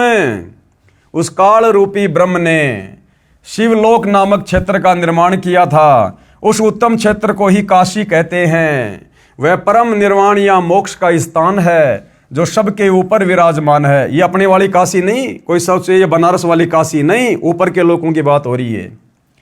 वे प्रिया तथा प्रियतम रूप, प्रिया कौन? दुर्गा, और प्रियतम कौन? ये काल। शक्ति और शिवा यानी दुर्गा और ये काल जो शिव रूप धारण करता है, जो परमानंद स्वरूप है, उस मनोरम क्षेत्र में नित्य निवास करते हैं। काशीपुरी परमानंद रूपिणी है मुने, शिव और शिवा ने यानी काल और दुर्गा ने प्रलय काल में कभी उस क्षेत्र को अपने सानिध्य से मुक्त नहीं किया। यानी जब ब्रह्मा विष्णु महेश के लोकों में जब प्रलय आती है तो ये काल और दुर्गा उसी काशी नामक क्षेत्र में रहते हैं। इसलिए विद्वान पुरुष उसे अविमुक्त क्षेत्र के नाम से भी जानते हैं। वह क्षेत्र आनंद का हेतु है, इसलिए पिनाकधारी शिव ने पहले उसका नाम आनंद वन रखा था, उसके बाद वह अविमुक्त के नाम से प्रसिद्ध हुआ। देवर्षे यानी ब्रह्मा जी कह रहे नारद से कि देवर्षे एक समय उस आनंद वन में रमण करते हुए शिवा और शिव के मन में ये इच्छा हुई। अब ध्यान से पढ़ना भाई और बहनों, ब्रह्मा विष्णु महेश की उत्पत्ति कैसे हुई है? दुर्गा और काल के पति पत्नी व्यवहार करने से। ब्रह्मा जी नारद जी से कह रहे हैं कि देवर्षे यानी नारद जी एक समय उस आनंद वन में रमण करते हुए यानी घूमते फिरते हुए शिवा यानी दुर्गा और शिव यानी काल, इनके मन में ये इच्छा प्रकट हुई कि किसी दूसरे पुरुष की भी सृष्टि करनी चाहिए, कि कोई संतान भी उत्पन्न करनी चाहिए, बच्चा भी पैदा करना चाहिए। जिस पर यह सृष्टि संचालन का महान भार रखकर हम दोनों केवल काशी में रहकर इच्छानुसार विचरें, ताकि सारी सृष्टि का भार उन बच्चों के ऊपर रख दिया जाए और हम आराम से यहाँ मौज करें और निर्वाण धारण करें। वही पुरुष हमारे अनुग्रह से सदा सबकी सृष्टि करे, यानी वो हमारी संतान ही हमारे सारे काम को संभाले, पालन करे और वही अंत में सबका संहार भी करे। यह चित्त एक समुद्र के समान है, इसमें चिंता की उताल तरंगे उठ उठकर इसे चंचल बनाए रहती हैं। इसमें सत्व गुण रूपी रतन, तमोगुण रूपी ग्रह और रजोगुण रूपी मूंगे भरे हैं। इस विशाल चित्त समुद्र को संकुचित करके हम दोनों उस पुरुष के प्रसाद से आनंद कानन काशी में सुखपूर्वक निवास करें। यह आनंद वन वह स्थान है जहां हमारी मनोवर्ती सब ओर से सिमट कर इसी में लगी हुई है, तथा जिसके बाहर का जगत चिंता से आतुर प्रतीत होता है। ऐसा निश्चय करके शक्ति सहित सर्वव्यापी परमेश्वर शिव ने, अब देखना भाइयों और बहनों, ऐसा विचार करके यानी संतान उत्पत्ति का विचार करके, ऐसा निश्चय करके शक्ति सहित यानी दुर्गा के साथ सर्वव्यापी परमेश्वर शिव ने यानी उस काल ने अपने वाम भाग के 10वें अंग पर अमृत मल दिया, यानी पति पत्नी व्यवहार किया, शारीरिक संबंध बनाए। फिर तो वहां से एक पुरुष प्रकट हुआ जो तीनों लोकों में सबसे अधिक सुंदर था। वह शांत था, उसमें सत्व गुण की अधिकता थी तथा वह गंभीरता का अथाह सागर था। मुने क्षमा नामक गुण से युक्त उस पुरुष के लिए ढूंढने पर भी कहीं कोई उपमा नहीं मिलती। यानी इन्होंने विष्णु की उत्पत्ति की और शिव ने कहा, इस काल ने क्या कहा कि बेटा, वत्स यानी बेटा, व्यापक होने के कारण तुम्हारा विष्णु नाम विख्यात हुआ। भाई और बहनों, क्लियर कर दिया इस शिव महापुराण ने कि काल और दुर्गा के संयोग से सबसे पहले विष्णु जी की उत्पत्ति हुई। बिल्कुल क्लियर कर दिया। तो विष्णु जी की माता कौन? दुर्गा। और विष्णु जी का पिता कौन? ये काल ब्रह्म। अब आगे बढ़िएगा, ये रुद्र संहिता चल रही है भाई और बहनों। भगवान विष्णु की नाभि से कमल का प्रादुर्भाव, यानी फिर श्री विष्णु जी की नाभि से किस प्रकार ब्रह्मा जी की उत्पत्ति हुई, ये पढ़िएगा आप आगे।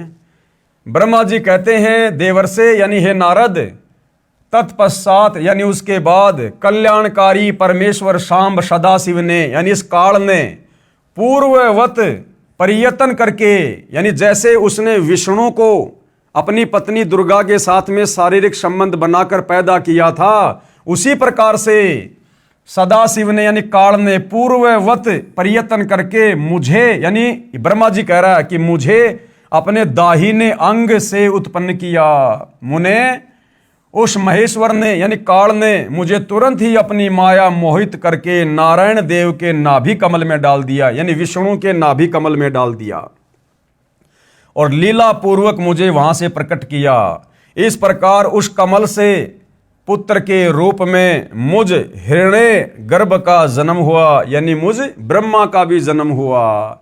यानी ब्रह्मा जी अपने जन्म के विषय में अपने बेटे को बता रहे हैं। जिस ब्रह्मा को हम कह रहे थे कि ब्रह्मा विष्णु महेश तो आदि अनादि हैं, इनका कोई माता पिता नहीं है, इनकी कभी जन्म नहीं होती, इनकी मृत्यु नहीं होती। देख लो भाई और बहनों, हमारे शास्त्रों में लिखा हुआ है और ये हमारे धर्मगुरु आज तक हमारे को इन शास्त्रों में लिखे होने के बावजूद भी ढूंढकर, पढ़कर, समझकर हमें नहीं बता पाए, समाज के सामने पेश नहीं कर पाए और सदियों से हमारे को भक्ति और भगवान के नाम पर अंधेरे में रखा। इस प्रकार ब्रह्मा, विष्णु तथा रुद्र, इन तीन देवताओं में गुण हैं। ये रुद्र कौन है? शिव जी।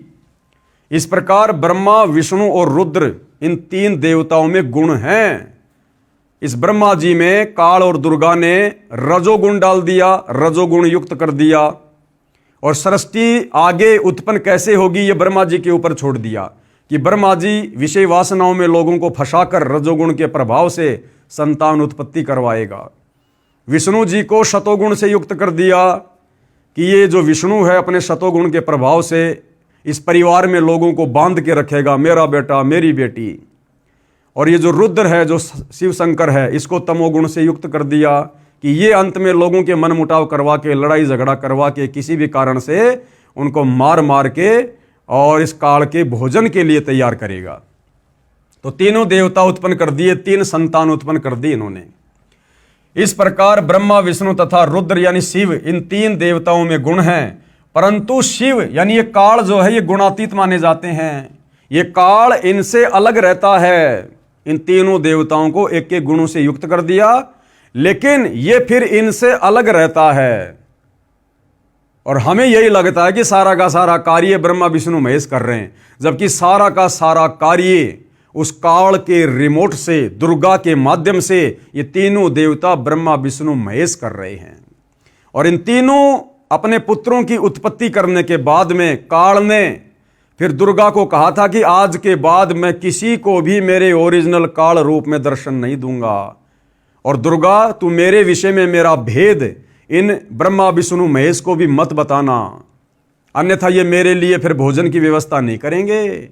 अगर इन ब्रह्मा विष्णु महेश को ये पता चल जाए कि हमारा बाप ऐसे ऐसे सतलोक से और उस पूर्ण परमात्मा कबीर साहिब के शराब से इस प्रकार से शापित है और ये हमारा यूज कर रहा अपने भोजन के लिए, तो ये ब्रह्मा विष्णु महेश कभी भी ये कुकर्म नहीं करेंगे। इसलिए इस ब्रह्मा विष्णु महेश को भी दुर्गा उनके पिता काल ब्रह्म तक नहीं पहुंचने देती, इस सच्चाई से दूर रखती है। तो इस प्रकार ब्रह्मा विष्णु तथा रुद्र यानी शिव, इन तीन देवताओं में गुण है, परंतु शिव यानी जो एक काल है जो अपने बेटे शिव का रूप धारण कर लेता है, वो गुणातीत माने जाते हैं, यानी वो इनसे अलग रहता है। श्री शंकर जी भी शिव यानी काल ब्रह्म तथा शिवा यानी देवी दुर्गा का पुत्र है। श्री शिव महापुराण के विद्वेश्वर संहिता के प्रथम खंड अध्याय 6 से 10 में प्रमाण। अब देखिएगा, अब ये शंकर जी भी इसी काल और दुर्गा का पुत्र है। एक समय श्री ब्रह्मा जी तथा श्री विष्णु जी का इस बात पर युद्ध हो गया कि ब्रह्मा जी ने कहा कि मैं तेरा पिता हूं, क्योंकि यह संसार मेरे से उत्पन्न हुआ है। यानी ब्रह्मा विष्णु महेश को भी पूर्णतया ये नहीं पता कि हम भगवान हैं या भगवान कोई और है। और इनमें भी आपस में एक समय झगड़ा हो गया दोनों भाइयों में, विष्णु जी में और ब्रह्मा जी में। तो ब्रह्मा कहने लगा कि मैं तेरा पिता हूं, मैंने सारे संसार की रचना करी है, तेरा जन्म मेरे से हुआ है। और विष्णु जी कहने लगे कि मैं तेरा पिता हूं, ये सारा संसार तो मेरे से उत्पन्न हुआ है, तू मेरे नाभि कमल से उत्पन्न हुआ है। इसी बात को लेकर हमारे दोनों भगवानों का, जिनको हम भगवान कहते हैं, बच्चों की तरह लड़ाई हो गई इनमें। क्योंकि ये संसार मेरे से उत्पन्न हुआ है, मैं प्रजापिता हूं। कौन कहने लगा? ब्रह्मा। विष्णु जी ने कहा कि मैं तेरा पिता हूं, तू मेरे नाभि कमल से उत्पन्न हुआ है। दोनों एक दूसरे को मारने के लिए तत्पर हो गए। उसी समय सदाशिव अर्थात काल ब्रह्म ने उन दोनों के बीच में एक सफेद रंग का प्रकाशमय स्तंभ खड़ा कर दिया। एक बहुत बड़ा स्तंभ यानी खंबा खड़ा कर दिया उन दोनों के बीच में। क्यों? क्योंकि इस काल को पता था कि अगर ये दोनों आपस में लड़ लड़ के मर जाएंगे तो मेरे लिए भोजन कैसे तैयार होगा, इस नीचे की सृष्टि को कौन चलाएगा। तो काल ने वहां पर एक लंबा चौड़ा स्तंभ, एक खंबा खड़ा कर दिया दोनों के बीच में, क्योंकि वो अपने ओरिजिनल रूप में तो आ नहीं सकता। उसने सौगंध खा रखी है कि मैं अपने ओरिजिनल रूप में तो किसी को दर्शन दूंगा ही नहीं। तो वो क्या करता है, या तो अपने तीनों बेटों में से किसी एक का रूप बना के आ जाता है, या फिर अन्य कोई लीलामय तरीके से वो प्रकट होता है।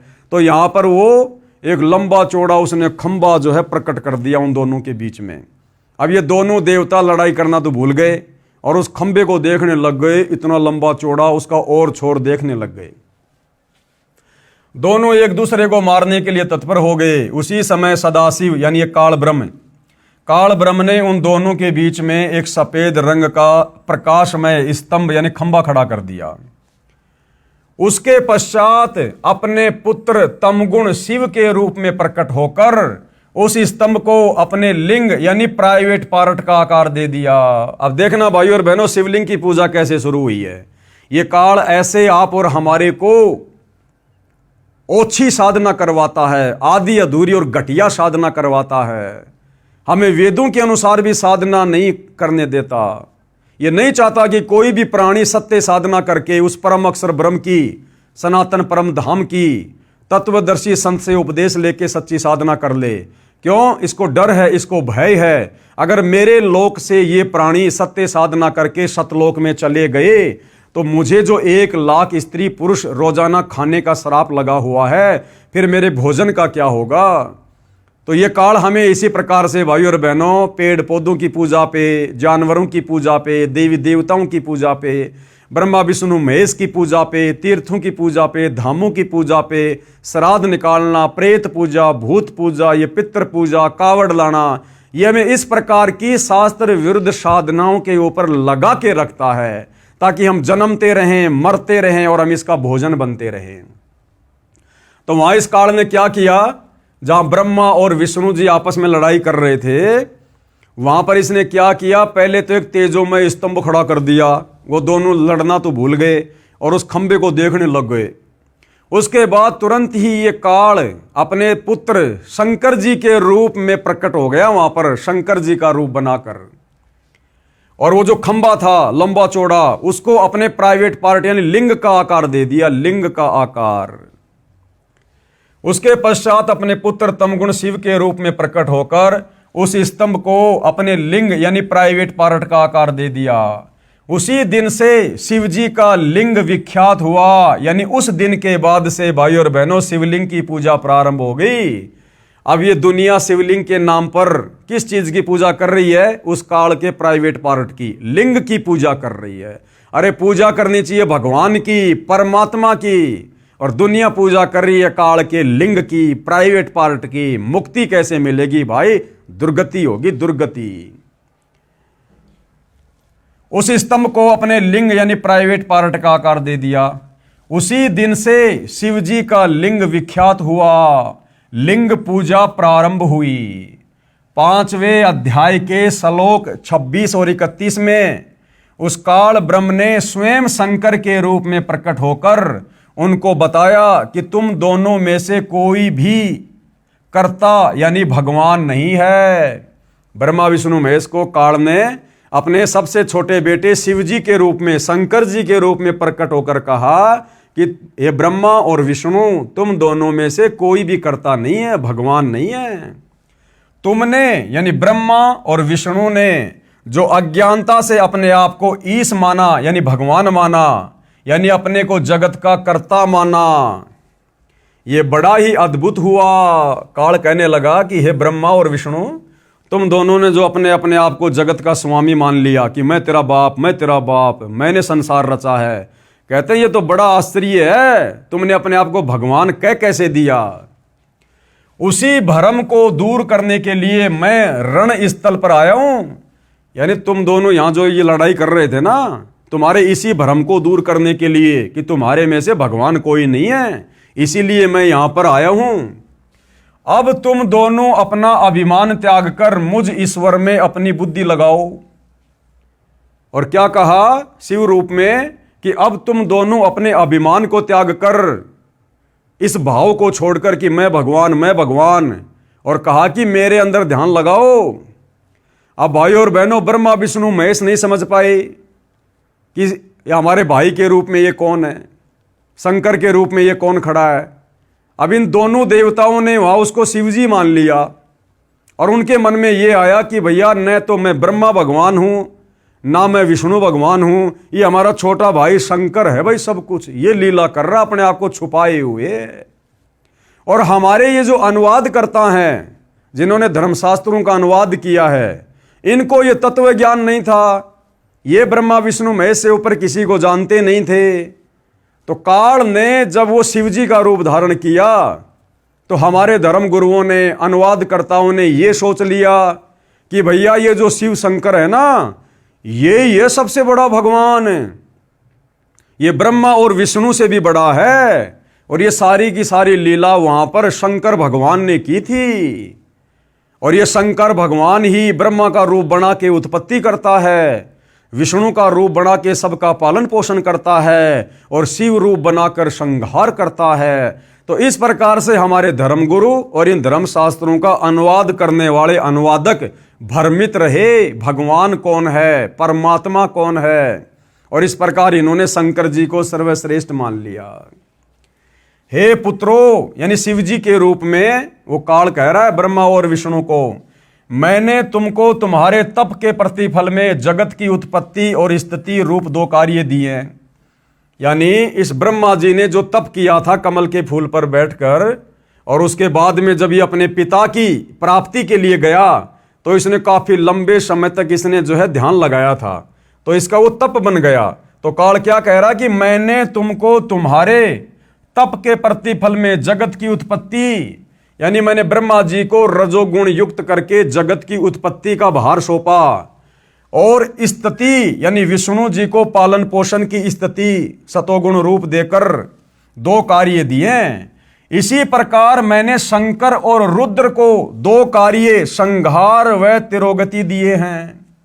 इसी प्रकार मैंने शंकर और रुद्र को, अब बताओ ये रुद्र और शंकर कौन आ गया?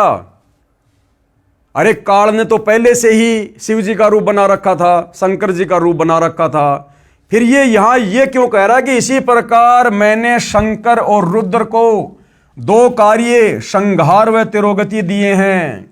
अर्थात ये जो शिव रूप में ब्रह्मा विष्णु महेश के सामने जो प्रकट था उस समय, वो ये त्रिलोकीय शिव नहीं था, ब्रह्मा विष्णु का भाई शिव नहीं था, वो काल इनका पिता उस समय वहां पर शिव रूप बनाकर आया था।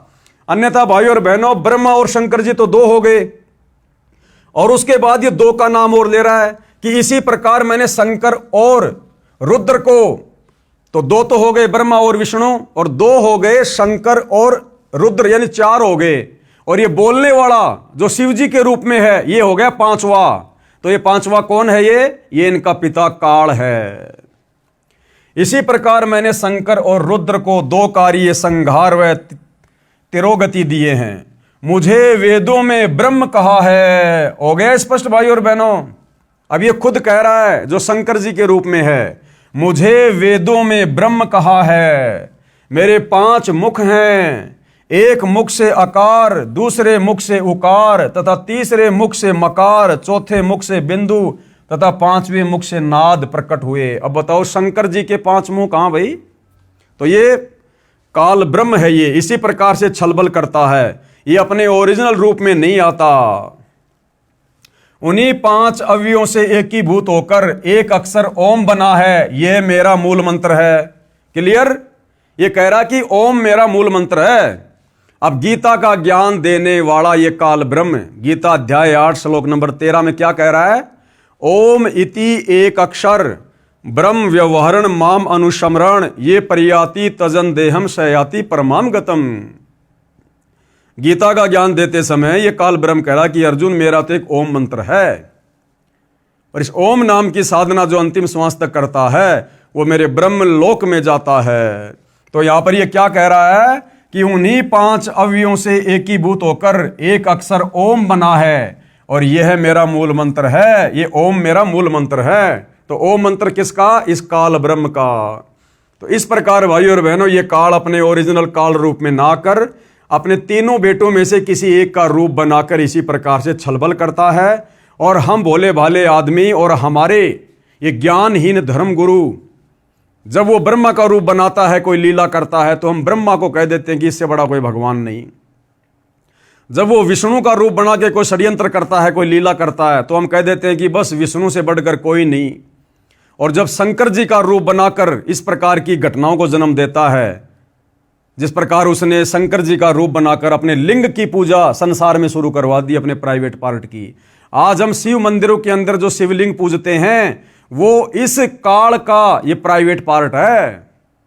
और देखिए आगे कितनी सत्यता लिखी हुई है, हमारे धर्मशास्त्रों में लिखी हुई है।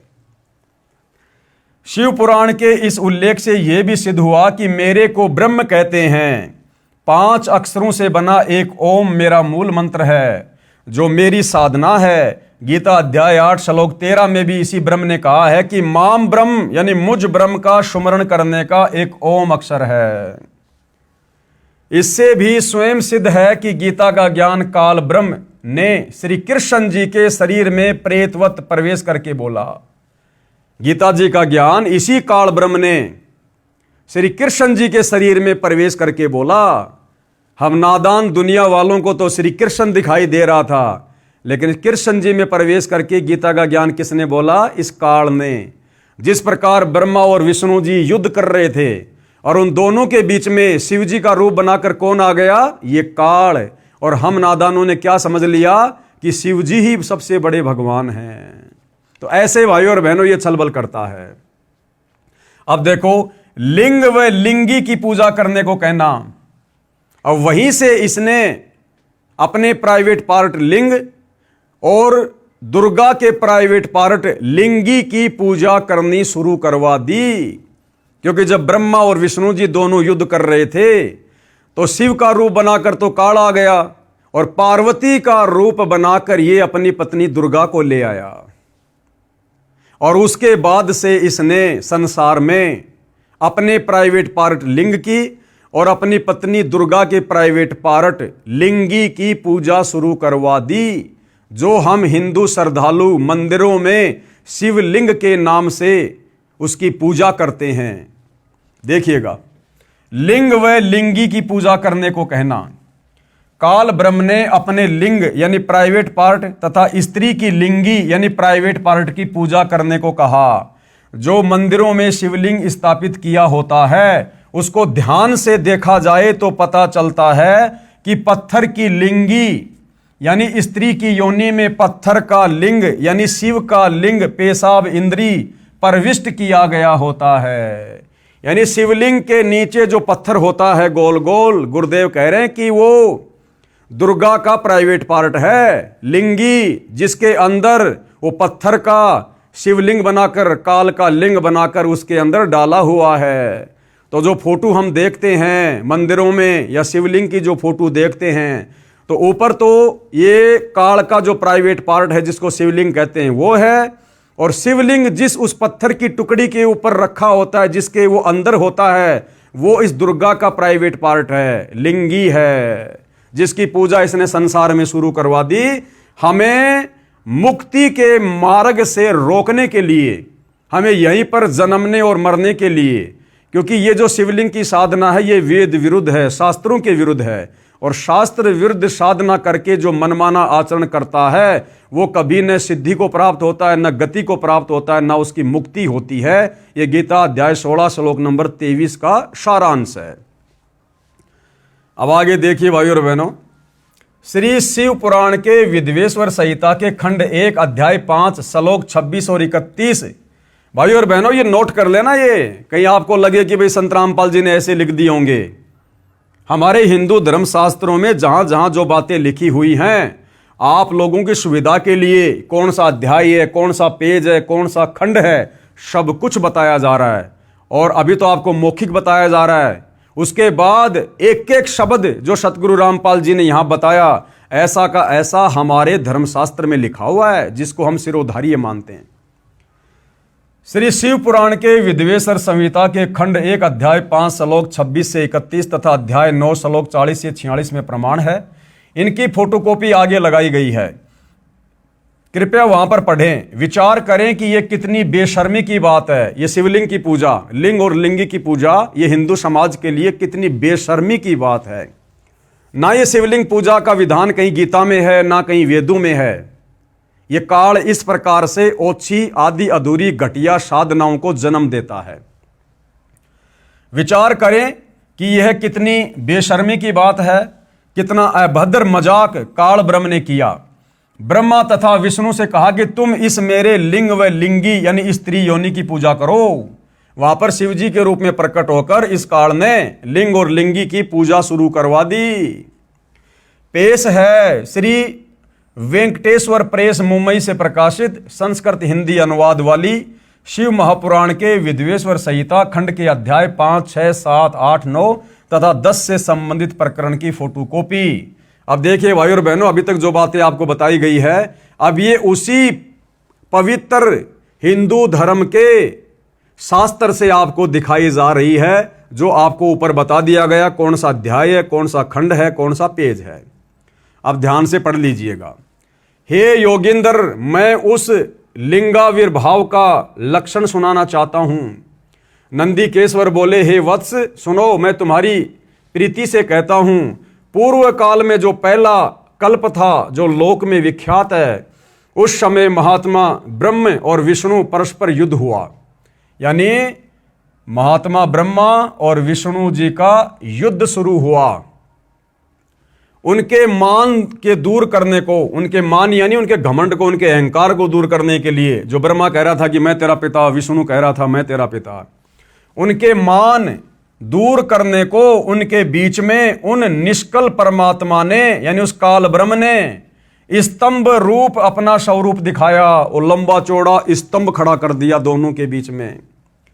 तब जगत के हित की इच्छा से निर्गुण शिव ने यानी उस काल ब्रह्म ने उस तेजोमय स्तंभ से अपने लिंग कार का स्वरूप दिखाया। ब्रह्मा विष्णु महेश जब युद्ध कर रहे थे, उनके बीच में इस काल ने एक तेजोमय लिंग खड़ा कर दिया था, स्तंभ। और बाद में क्या किया काल ने, उस स्तंभ को अपने प्राइवेट पार्ट, अपने लिंग का आकार दे दिया। उसी दिन से लोक में यानी संसार में वह निष्कल शिवजी का लिंग विख्यात हुआ। उसी दिन से भाइयों और बहनों ये शिवलिंग की पूजा शुरू हो गई, उस काल के प्राइवेट पार्ट की। यह आप लोगों के सामने है, हिंदी संस्कृत दोनों साथ में है। ये कोई दक्षिणी अफ्रीका के लोगों का शास्त्र नहीं है भाइयों और बहनों, ये विशेषकर हिंदू समाज से जुड़े भाई बहनों का अति पूजनीय और शिरोधार्य शास्त्र है। अब पढ़िएगा आगे। सगुण रूप में बेर रूप की कल्पना की गई। देवताओं की वह बेर पूजा इच्छानुसार भोगों की देन हारी है, परंतु शिव का लिंग बेर भोग और मोक्ष दोनों को देने वाला है। यानी फिर उसकी लिंग पूजा की महिमा बता दी गई। इति शिव महापुराण विद्वेश्वर संहिता भाषाया पंचोध्याय। नंदीकेश्वर बोले, हे योगेंद्र, आगे एक समय विष्णु भगवान से सैया अपने गरुड़ आदि पार्षदों युक्त लक्ष्मी सहित शयन कर रहे थे। यानी आगे बता रहे हैं कि एक समय भगवान विष्णु लक्ष्मी और अपने नौकरों के साथ में शेष सैया पर विराजमान थे, आनंद ले रहे थे, विश्राम कर रहे थे। उस समय ब्रह्म ज्ञानियों में श्रेष्ठ ब्रह्मा जी अपनी इच्छा से ही वहां आए। उस समय क्या हुआ कि ब्रह्मा जी अपनी इच्छा से घूमता घूमता वहां श्री विष्णु जी के पास चला गया। सब प्रकार सुंदर सेज पर शयन करते हुए कमल लोचन विष्णु जी से पूछने लगे। और ब्रह्मा जी ने विष्णु जी से क्या पूछा? ब्रह्मा जी ने विष्णु जी से पूछा कि तुम कौन हो जो मुझे देखकर अभिमानी पुरुष के समान शयन करते हो। यानी भाइयों और बहनों, जब ब्रह्मा जी वहां गए विष्णु जी के पास में, तो विष्णु जी ने ब्रह्मा जी का आदर सत्कार नहीं किया, ये भी नहीं पूछा कि आओ ब्रह्मा जी, बैठो ब्रह्मा जी, उल्टा मुंह फेर लिया ब्रह्मा जी को देखकर। तो ब्रह्मा जी ने क्या कहा, तुम कौन हो जो मुझे देखकर अभिमानी पुरुष शयन करते हो, हे वत्स। ब्रह्मा जी बोले विष्णु को, हे बेटा उठो, देखो मैं तुम्हारा स्वामी आया हूं, यानी मैं तेरा भगवान आया हूं, मैं तेरा बाप आया हूं। और आए हुए गुरु को देखकर जो अभिमान करता है, उस द्रोही मूड का प्रायश्चित होना निश्चित है। और इस प्रकार से जो आदर सम्मान नहीं करता है तो उसका घमंड तोड़ना जरूरी हो जाता है। यह सुनकर विष्णु जी के अंतर में तो क्रोध हुआ। अब ये बातें सुनकर ब्रह्मा जी के मुंह से अब विष्णु जी के अंदर तो आया गुस्सा, लेकिन बाहर से बिल्कुल शांत बने रहे। ये सुनकर विष्णु जी के अंतर में तो क्रोध हुआ, परंतु बाहर से शांत रहे और बोले, हे वत्स। अब विष्णु जी प्यार से क्या बोले ब्रह्मा को, हे बेटा तुम्हारा मंगल हो, बैठो इस आसन पर विराजो। कि अगर तेरे को बैठने की ज्यादा चाहत है ना तो बैठ जा भाई तू इस आसन पे। इस समय तुम्हारा नेत्र कुटिल और तुम्हारा मुख वक्र क्यों हो रहा है, कि तेरी आंखें और तेरा मुंह टेढ़ा मेढ़ा क्यों हो रहा है, विष्णु ने पूछा ब्रह्मा जी से। ब्रह्मा जी बोले, हे वत्स विष्णु, हे बेटा विष्णु, तुमको समय के प्रभाव से अभिमान है कि तेरे को घमंड हो गया है। हे पुत्र, ब्रह्मा जी कह रहे हैं विष्णु को, हे पुत्र मैं तुम्हारा रक्षक और जगत का पितामह हूं। विष्णु जी बोले, ये तो सब जगत मुझ में स्थित है, तुम चोर के समान किस प्रकार अपना कह रहे हो। अब विष्णु जी कह रहा, भैया ये संसार तो मेरा है, तुम चोरों की तरह क्यों इसको अपना कह रहे हो।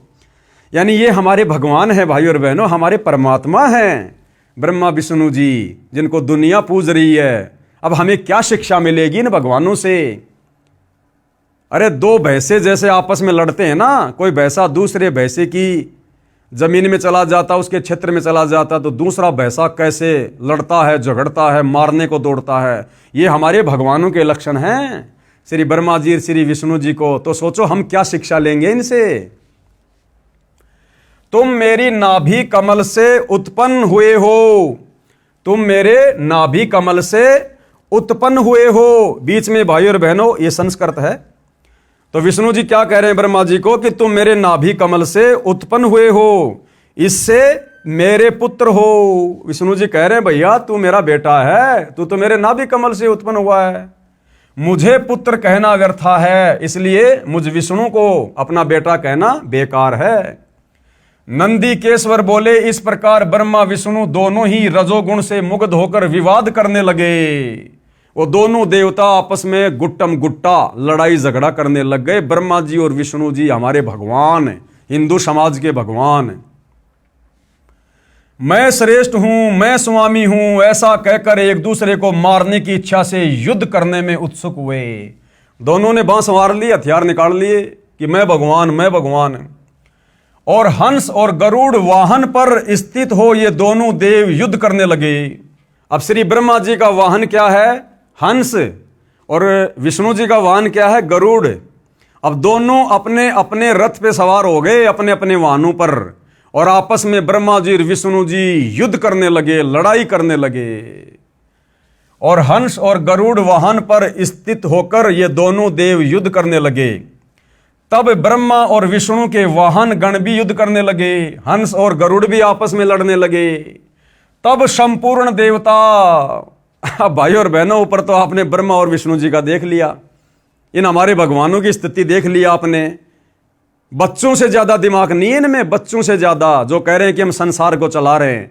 अरे संसार को चलाने वाले अगर ऐसे बच्चों की तरह लड़ेंगे, मरेंगे, तो संसार का क्या होगा। फिर ये संसार कौन चला रहा है।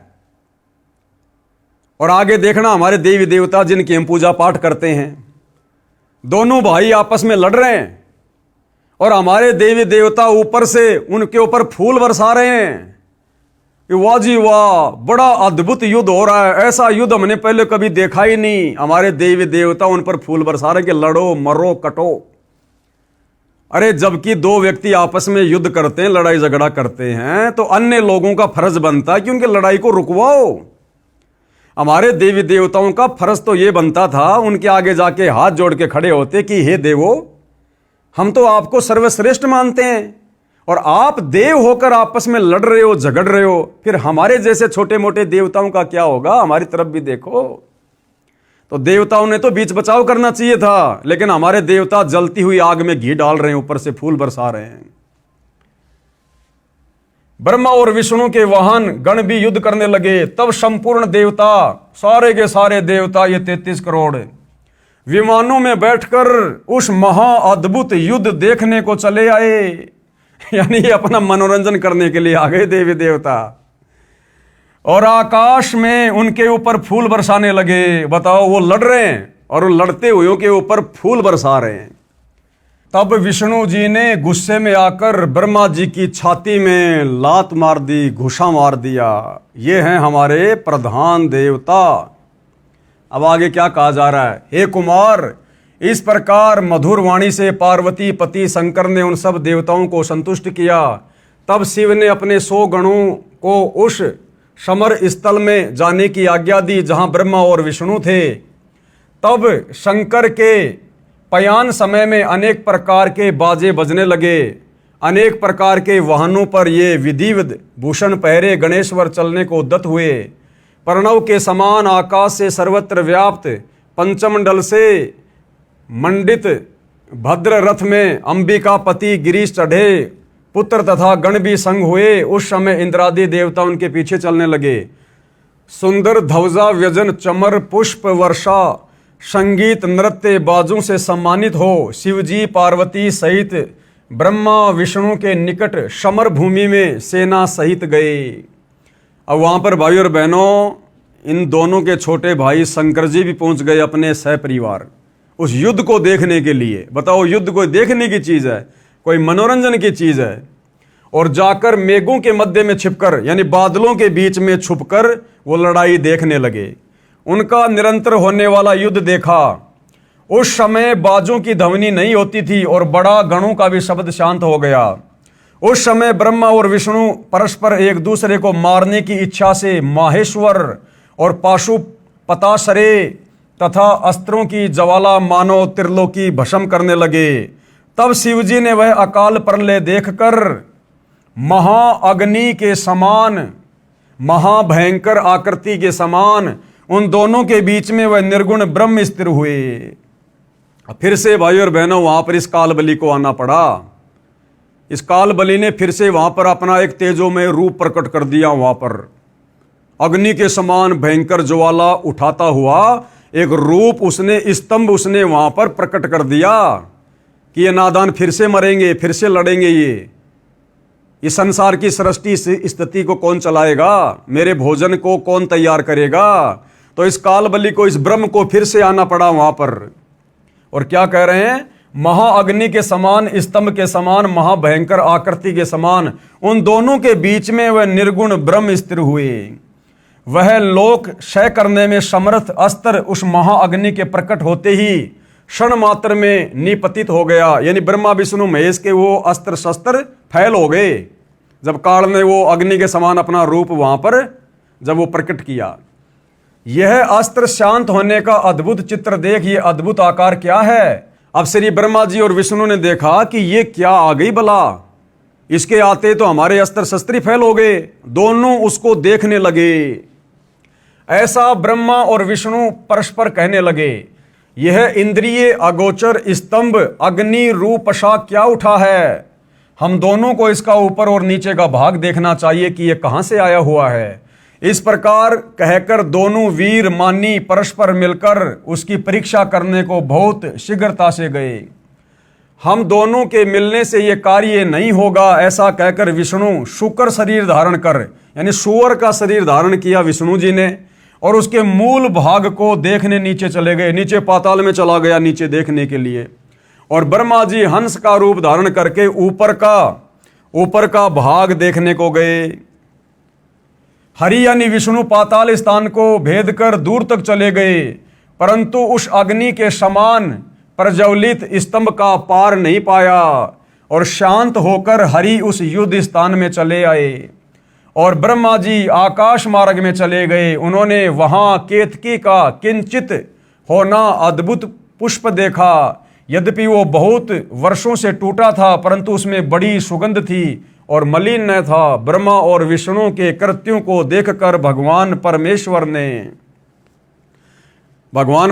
कौन? ये काल, ब्रह्मा और विष्णु के ऐसे इस कर्म को देखकर इस भगवान काल ने, परमेश्वर ने, स्तंभ है सो जगत के दर्शन और पूजन के निमित्त अणु मात्र बहुत छोटा हो जाएगा। ये लिंग मुक्ति और मुक्ति का साधन होगा।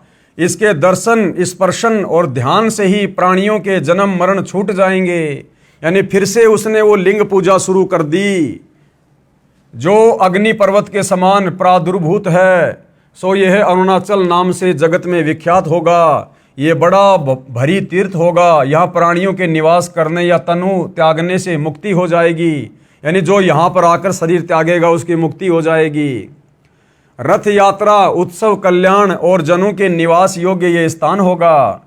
यहाँ किया हुआ जप तप हवन करोड़ गुना हो जाएगा। ऐसी उल्टी साधना पर इस काल ने पूरे संसार को लगा रखा है।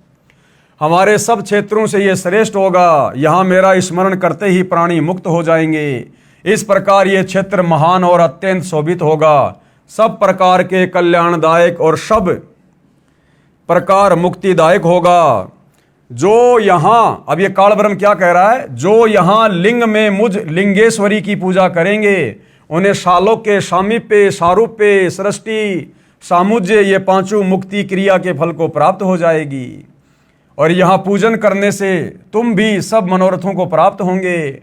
नंदीकेश्वर बोले, इस प्रकार भगवान ने उन नम्र हुए ब्रह्मा और विष्णु पर अनुग्रह करके उनके युद्ध जो परस्पर उनकी सेना मारी गई थी उन सबको अपनी शक्ति से जीवाकर उठाया, जिस शक्ति में अमृत की धारा रहती है, और उन दोनों की अज्ञानता और वैर को दूर करने के अर्थ दोनों से कहा,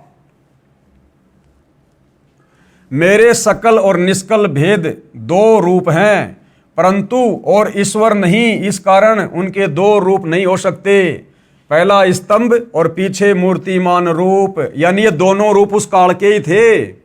वो काल ये कहना चाह रहा है कि ये दो रूप नहीं हो सकते, अलग अलग नहीं हो सकते। पहले वो स्तंभ रूप भी मेरा ही था परंतु और ईश्वर नहीं, इस कारण उसके दो रूप नहीं हो सकते। पहला स्तंभ रूप और पीछे मूर्तिमान रूप धारण किया। इसमें ब्रह्म रूप निष्कल है और ईश्वर रूप सगुण है। मेरे ये दोनों रूप सिद्ध हैं, दूसरे किसी के नहीं हो सकते। इस कारण तुम दोनों को अथवा दूसरों को ईश्वर की प्राप्ति नहीं हो सकती। तुमने जो अज्ञानता से अपने को ईश माना ये बड़ा अद्भुत हुआ, उसके दूर करने को ही मैं रण क्षेत्र में आया। अब तुम अपना अभिमान त्याग कर मुझ ईश्वर में अपनी बुद्धि लगाओ। मेरे प्रसाद से लोक में सब अर्थ प्रकाश करते हैं। मुझ गुरु के वचन ही तुमको बारंबार प्रमाण है। तुम्हारी प्रीति से ही ये गूढ़ ब्रह्म तव मैं तुमसे कहता हूं।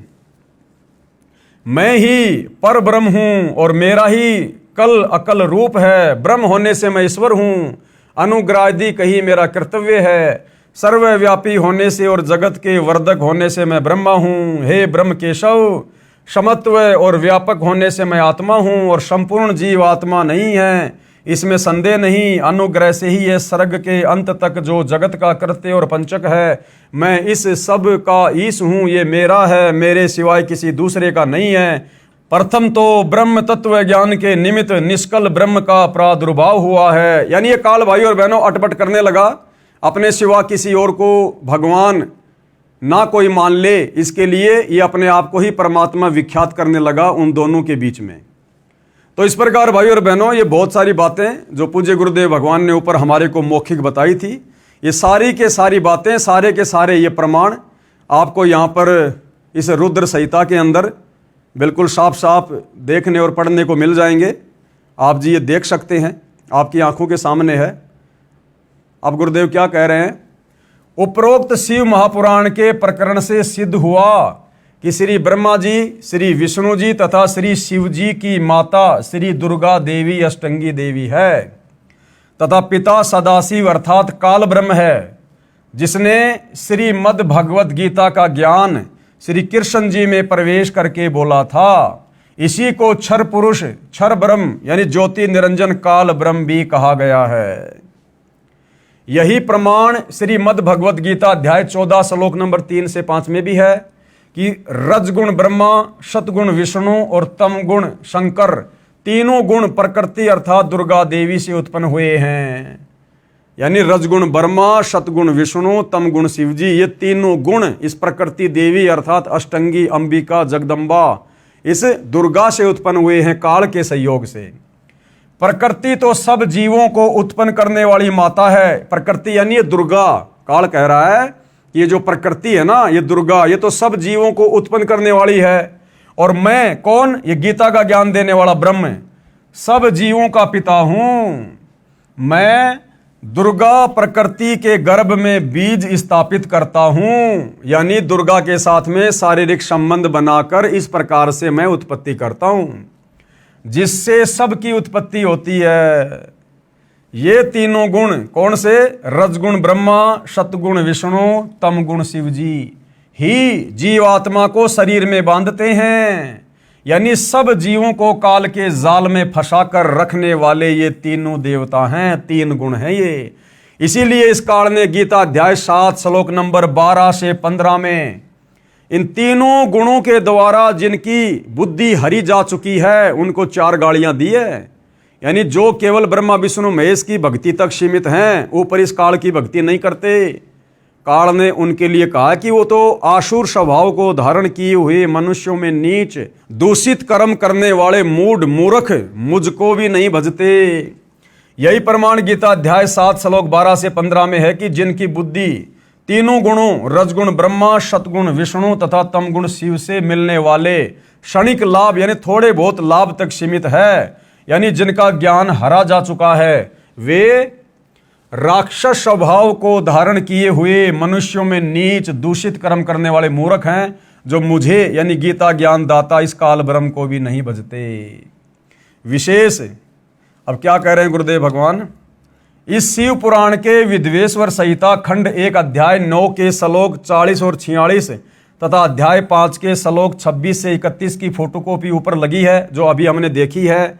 इनमें कहा है कि काल ब्रह्म ने कहा है कि जीवों को जन्म मृत्यु के चक्कर में रजगुण ब्रह्मा, सतगुण विष्णु तथा तमगुण शिव ये तीनों गुण यानी तीनों देवता डालते हैं, अपना बचाव कर रहा है। ये काल ब्रह्म इस प्रकार कपट युक्त कार्य करता है, यानी सारी की सारी जिम्मेदारी, सारा का सारा दोष, ये पूरा का पूरा ठेकरा इस काल ने ब्रह्मा विष्णु महेश के सिर पे फोड़ दिया कि ये ब्रह्मा विष्णु महेश ही हैं जो यहाँ जीवों को कर्म बंधनों में बांध के रखते हैं, जन्म और मरण के चक्कर में रखते हैं। जबकि ब्रह्मा विष्णु महेश को ये कार्य एक एक गुण युक्त करके किसने दे रखा है? इसी काल ब्रह्म ने ब्रह्मा जी को रजोगुण युक्त करके यहाँ पर जीवों की उत्पत्ति करवाता है, विष्णु जी को शतोगुण से युक्त करके सबका पालन पोषण करवाता है, और शंकर जी को रजोगुण से युक्त करके फिर हमारा संहार करवाता है। लेकिन उसके बावजूद भी ये कपट युक्त बात कर रहा है और अपने आप को पाक साफ साबित करते हुए ब्रह्मा विष्णु महेश के ऊपर ठेकरा फोड़ रहा है।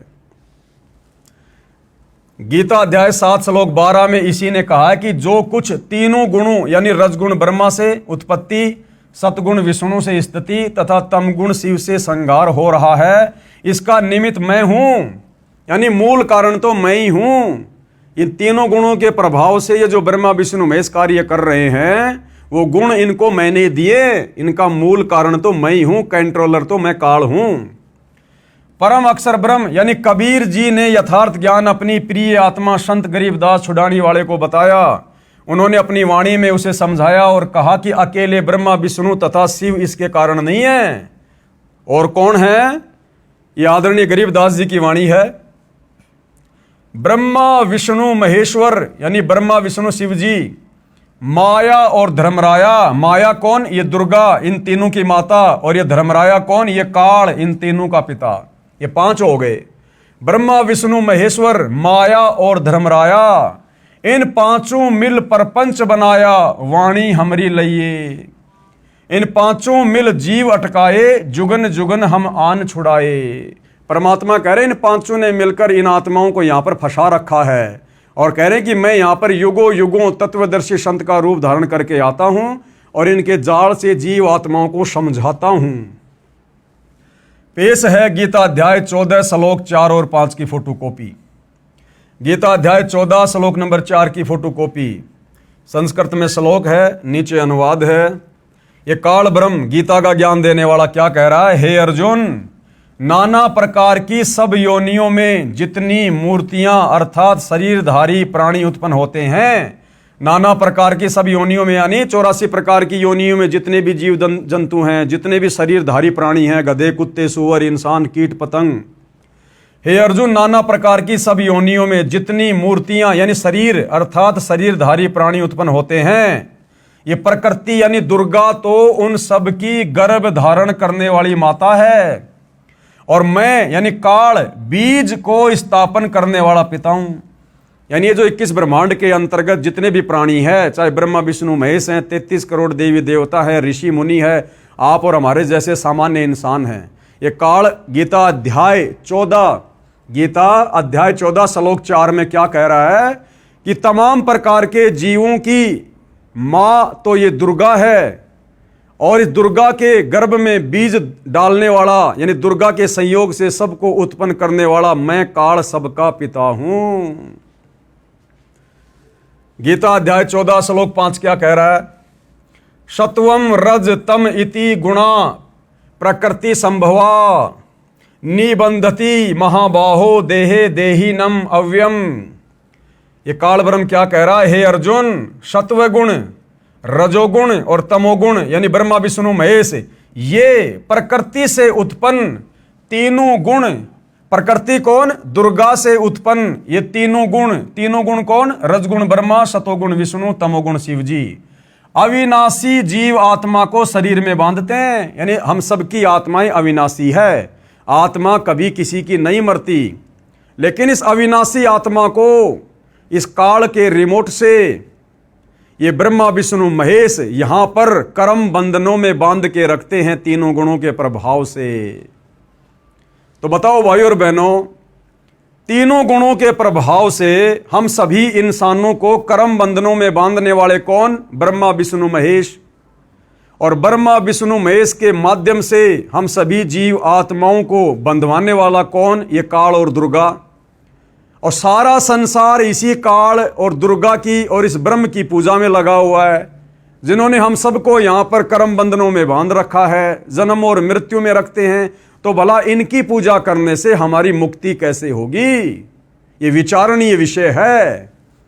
इसलिए गीता अध्याय 4 श्लोक नंबर 34 में ये गीता का ज्ञान देने वाला काल ब्रह्म सच्चाई बता रहा है कि अर्जुन, अगर तुझे जन्म और मरण से छुटकारा चाहिए, परम शांति को प्राप्त करना चाहता है, उस सनातन परम धाम सतलोक में जाना चाहता है, तो भैया किसी तत्वदर्शी संत की खोज कर ले, उस तत्वदर्शी संत से उपदेश ले। वो तत्वदर्शी संत तुझे परमात्म तत्व का ज्ञान बताएगा, तुझे भक्ति और मुक्ति का मार्ग बताएगा, मेरे इस 21 ब्रह्मांड से बाहर निकलने का, कर्म बंधनों से मुक्त होने का मार्ग बताएगा। तब तेरी गति होगी, तेरी सदगति होगी, तुझे पूर्ण मुक्ति मिलेगी। फिर उस परम धाम सतलोक में जाने के बाद गीता अध्याय 18 श्लोक 62 में कह रहा है कि फिर उस सनातन परम धाम में जाने के बाद ये प्राणी वापस लौटकर संसार में नहीं आता है। तो भाई और बहनों, वह तत्वदर्शी संत आज वर्तमान में धरती पर सतगुरु रामपाल जी हैं। ये स्वयं परम अक्षर ब्रह्म हैं, सच्चिदानंद घन ब्रह्म हैं। ये स्वयं ही कबीर देव हैं, क्योंकि स्वयं कबीर देव के अलावा तत्वदर्शी संत की भूमिका संसार में कोई भी नहीं कर सकता। इस 21 ब्रह्मांड का स्वामी काल ब्रह्म, और काल ब्रह्म कह रहा है कि मुझे भी तत्व ज्ञान नहीं है। तो बताओ फिर तत्वदर्शी संत को कैसे हो जाएगा, यदि तत्वदर्शी संत भी आप और हमारी तरह एक सामान्य इंसान होगा और काल के 21 ब्रह्मांड का निवासी होगा। इसलिए जो तत्वदर्शी संत है, जिसके विषय में गीता ज्ञानदाता अध्याय 4 श्लोक 34 में अर्जुन से कह रहा है, वह तत्वदर्शी संत स्वयं ही परम अक्षर ब्रह्म होता है, और वर्तमान में वह तत्वदर्शी संत सतगुरु रामपाल जी है। भाई और बहनों, जितना जल्दी हो सके इस शुभ अवसर का लाभ उठाओ, इस ज्ञान को अच्छे से समझकर अति शीघ्र सतगुरु रामपाल जी की शरण ग्रहण करो, अपनी मुक्ति का मार्ग प्रशस्त करो। आप ये ना सोचो कि मुझे कोई दिक्कत नहीं है, मेरा तो बढ़िया परिवार है, बढ़िया बिजनेस है, लंबी गाड़ी है, बड़ी कोठी है, बच्चे मेरे नौकरी लग रहे हैं, मैं बड़ा अधिकारी हूं, या मैं तो पेंशन आ गया हूं, हजारों लाखों रुपये मेरी पेंशन है। भाई और बहनों, जीवन केवल इतना ही नहीं है। अरे ये सुख कितने दिन का, 10, 20, 50 साल का। अगर आप कोई अधिकारी है, कोई मंत्री है, मान लो आपकी कल को पेंशन बन जाएगी, तो कब तक का सुख है ये? जब तक जियोगे तब तक तो पेंशन मिलेगी। और बुढ़ापे का कष्ट वो पेंशन दूर नहीं कर सकती। जब शरीर में कोई रोग हो जाएगा, भयंकर पीड़ा होगी, कैंसर होगा, वो पेंशन दूर नहीं कर पाएगी। अपने कर्मों का फल तो भोगना पड़ेगा। और ये शरीर छूटने के बाद फिर अगला जन्म मिल गया लक 84 में गधे कुत्ते सूअर का, क्योंकि विधान है जाना पड़ेगा। क्योंकि एक मनुष्य जन्म लक 84 योनियां भोगने के बाद मिलता है। तो ये मनुष्य जन्म यदि तुमने सत भक्ति करके सफल नहीं किया, तो अगला जन्म कहां? गधे कुत्ते सूअर का। अब बताओ फिर सूअर की योनि में तुम्हें कौन पेंशन देगा? कौन तुम्हारे बेटा बेटी बुढ़ापे में तुम्हारी सेवा करेंगे? कौन तुम्हें इज्जत देगा? तो अपने आगे का भविष्य देखो, अपने अगले जन्म देखो, अपनी ज्ञान वाली आंखों को थोड़ा आगे फैलाओ, थोड़ा आगे का देखो, सोचो। और आगे का देखा सोचा जाएगा तत्वदर्शी संत के सत्संग सुन के। अन्यथा ये काल सबकी आंखें बंद रखता है। इसने ब्रह्मा विष्णु महेश की आंखें बंद कर रखी है। अध्यात्म के मामले में आप और हमारी 2 कोटि के जीवों की कैसे खुलने देगा? तो भाइयों और बहनों, आज मौका है। परमात्मा स्वयं धरती पर तत्वदर्शी संत के रूप में प्रकट हैं। यदि इनकी भक्ति करके मुक्ति प्राप्त कर लेते हैं तो हमारा पीछा छूट जाएगा। अन्यथा फिर युगों युगों के लिए हम इसी प्रकार से कर्म बंधनों में बंध जाएंगे और ये हमारी दुर्गति काल इसी प्रकार से करता रहेगा। तो भाइयों और बहनों, आज के वीडियो में केवल इतना ही। कल परमेश्वर के आशीर्वाद से हम पवित्र पुस्तक हिंदू साहिबान नई सिम जी गीता वेद पुराण इसके 6ठे अध्याय में चलेंगे। और 6ठे अध्याय में फिर हम क्या देखेंगे? श्री ब्रह्मा, श्री विष्णु व शंकर जी ही 3 देवता है और ये ही 3 गुण हैं जो हमारे को, यानी इस अविनाशी आत्मा को शरीर में बांध के रखते हैं, काल का भोजन बना के रखते हैं। तो आज गुरुदेव के आशीर्वाद से केवल इतना ही। गुरुदेव हम सभी को आज्ञा दें, आशीर्वाद दें, हमारा मार्गदर्शन करें।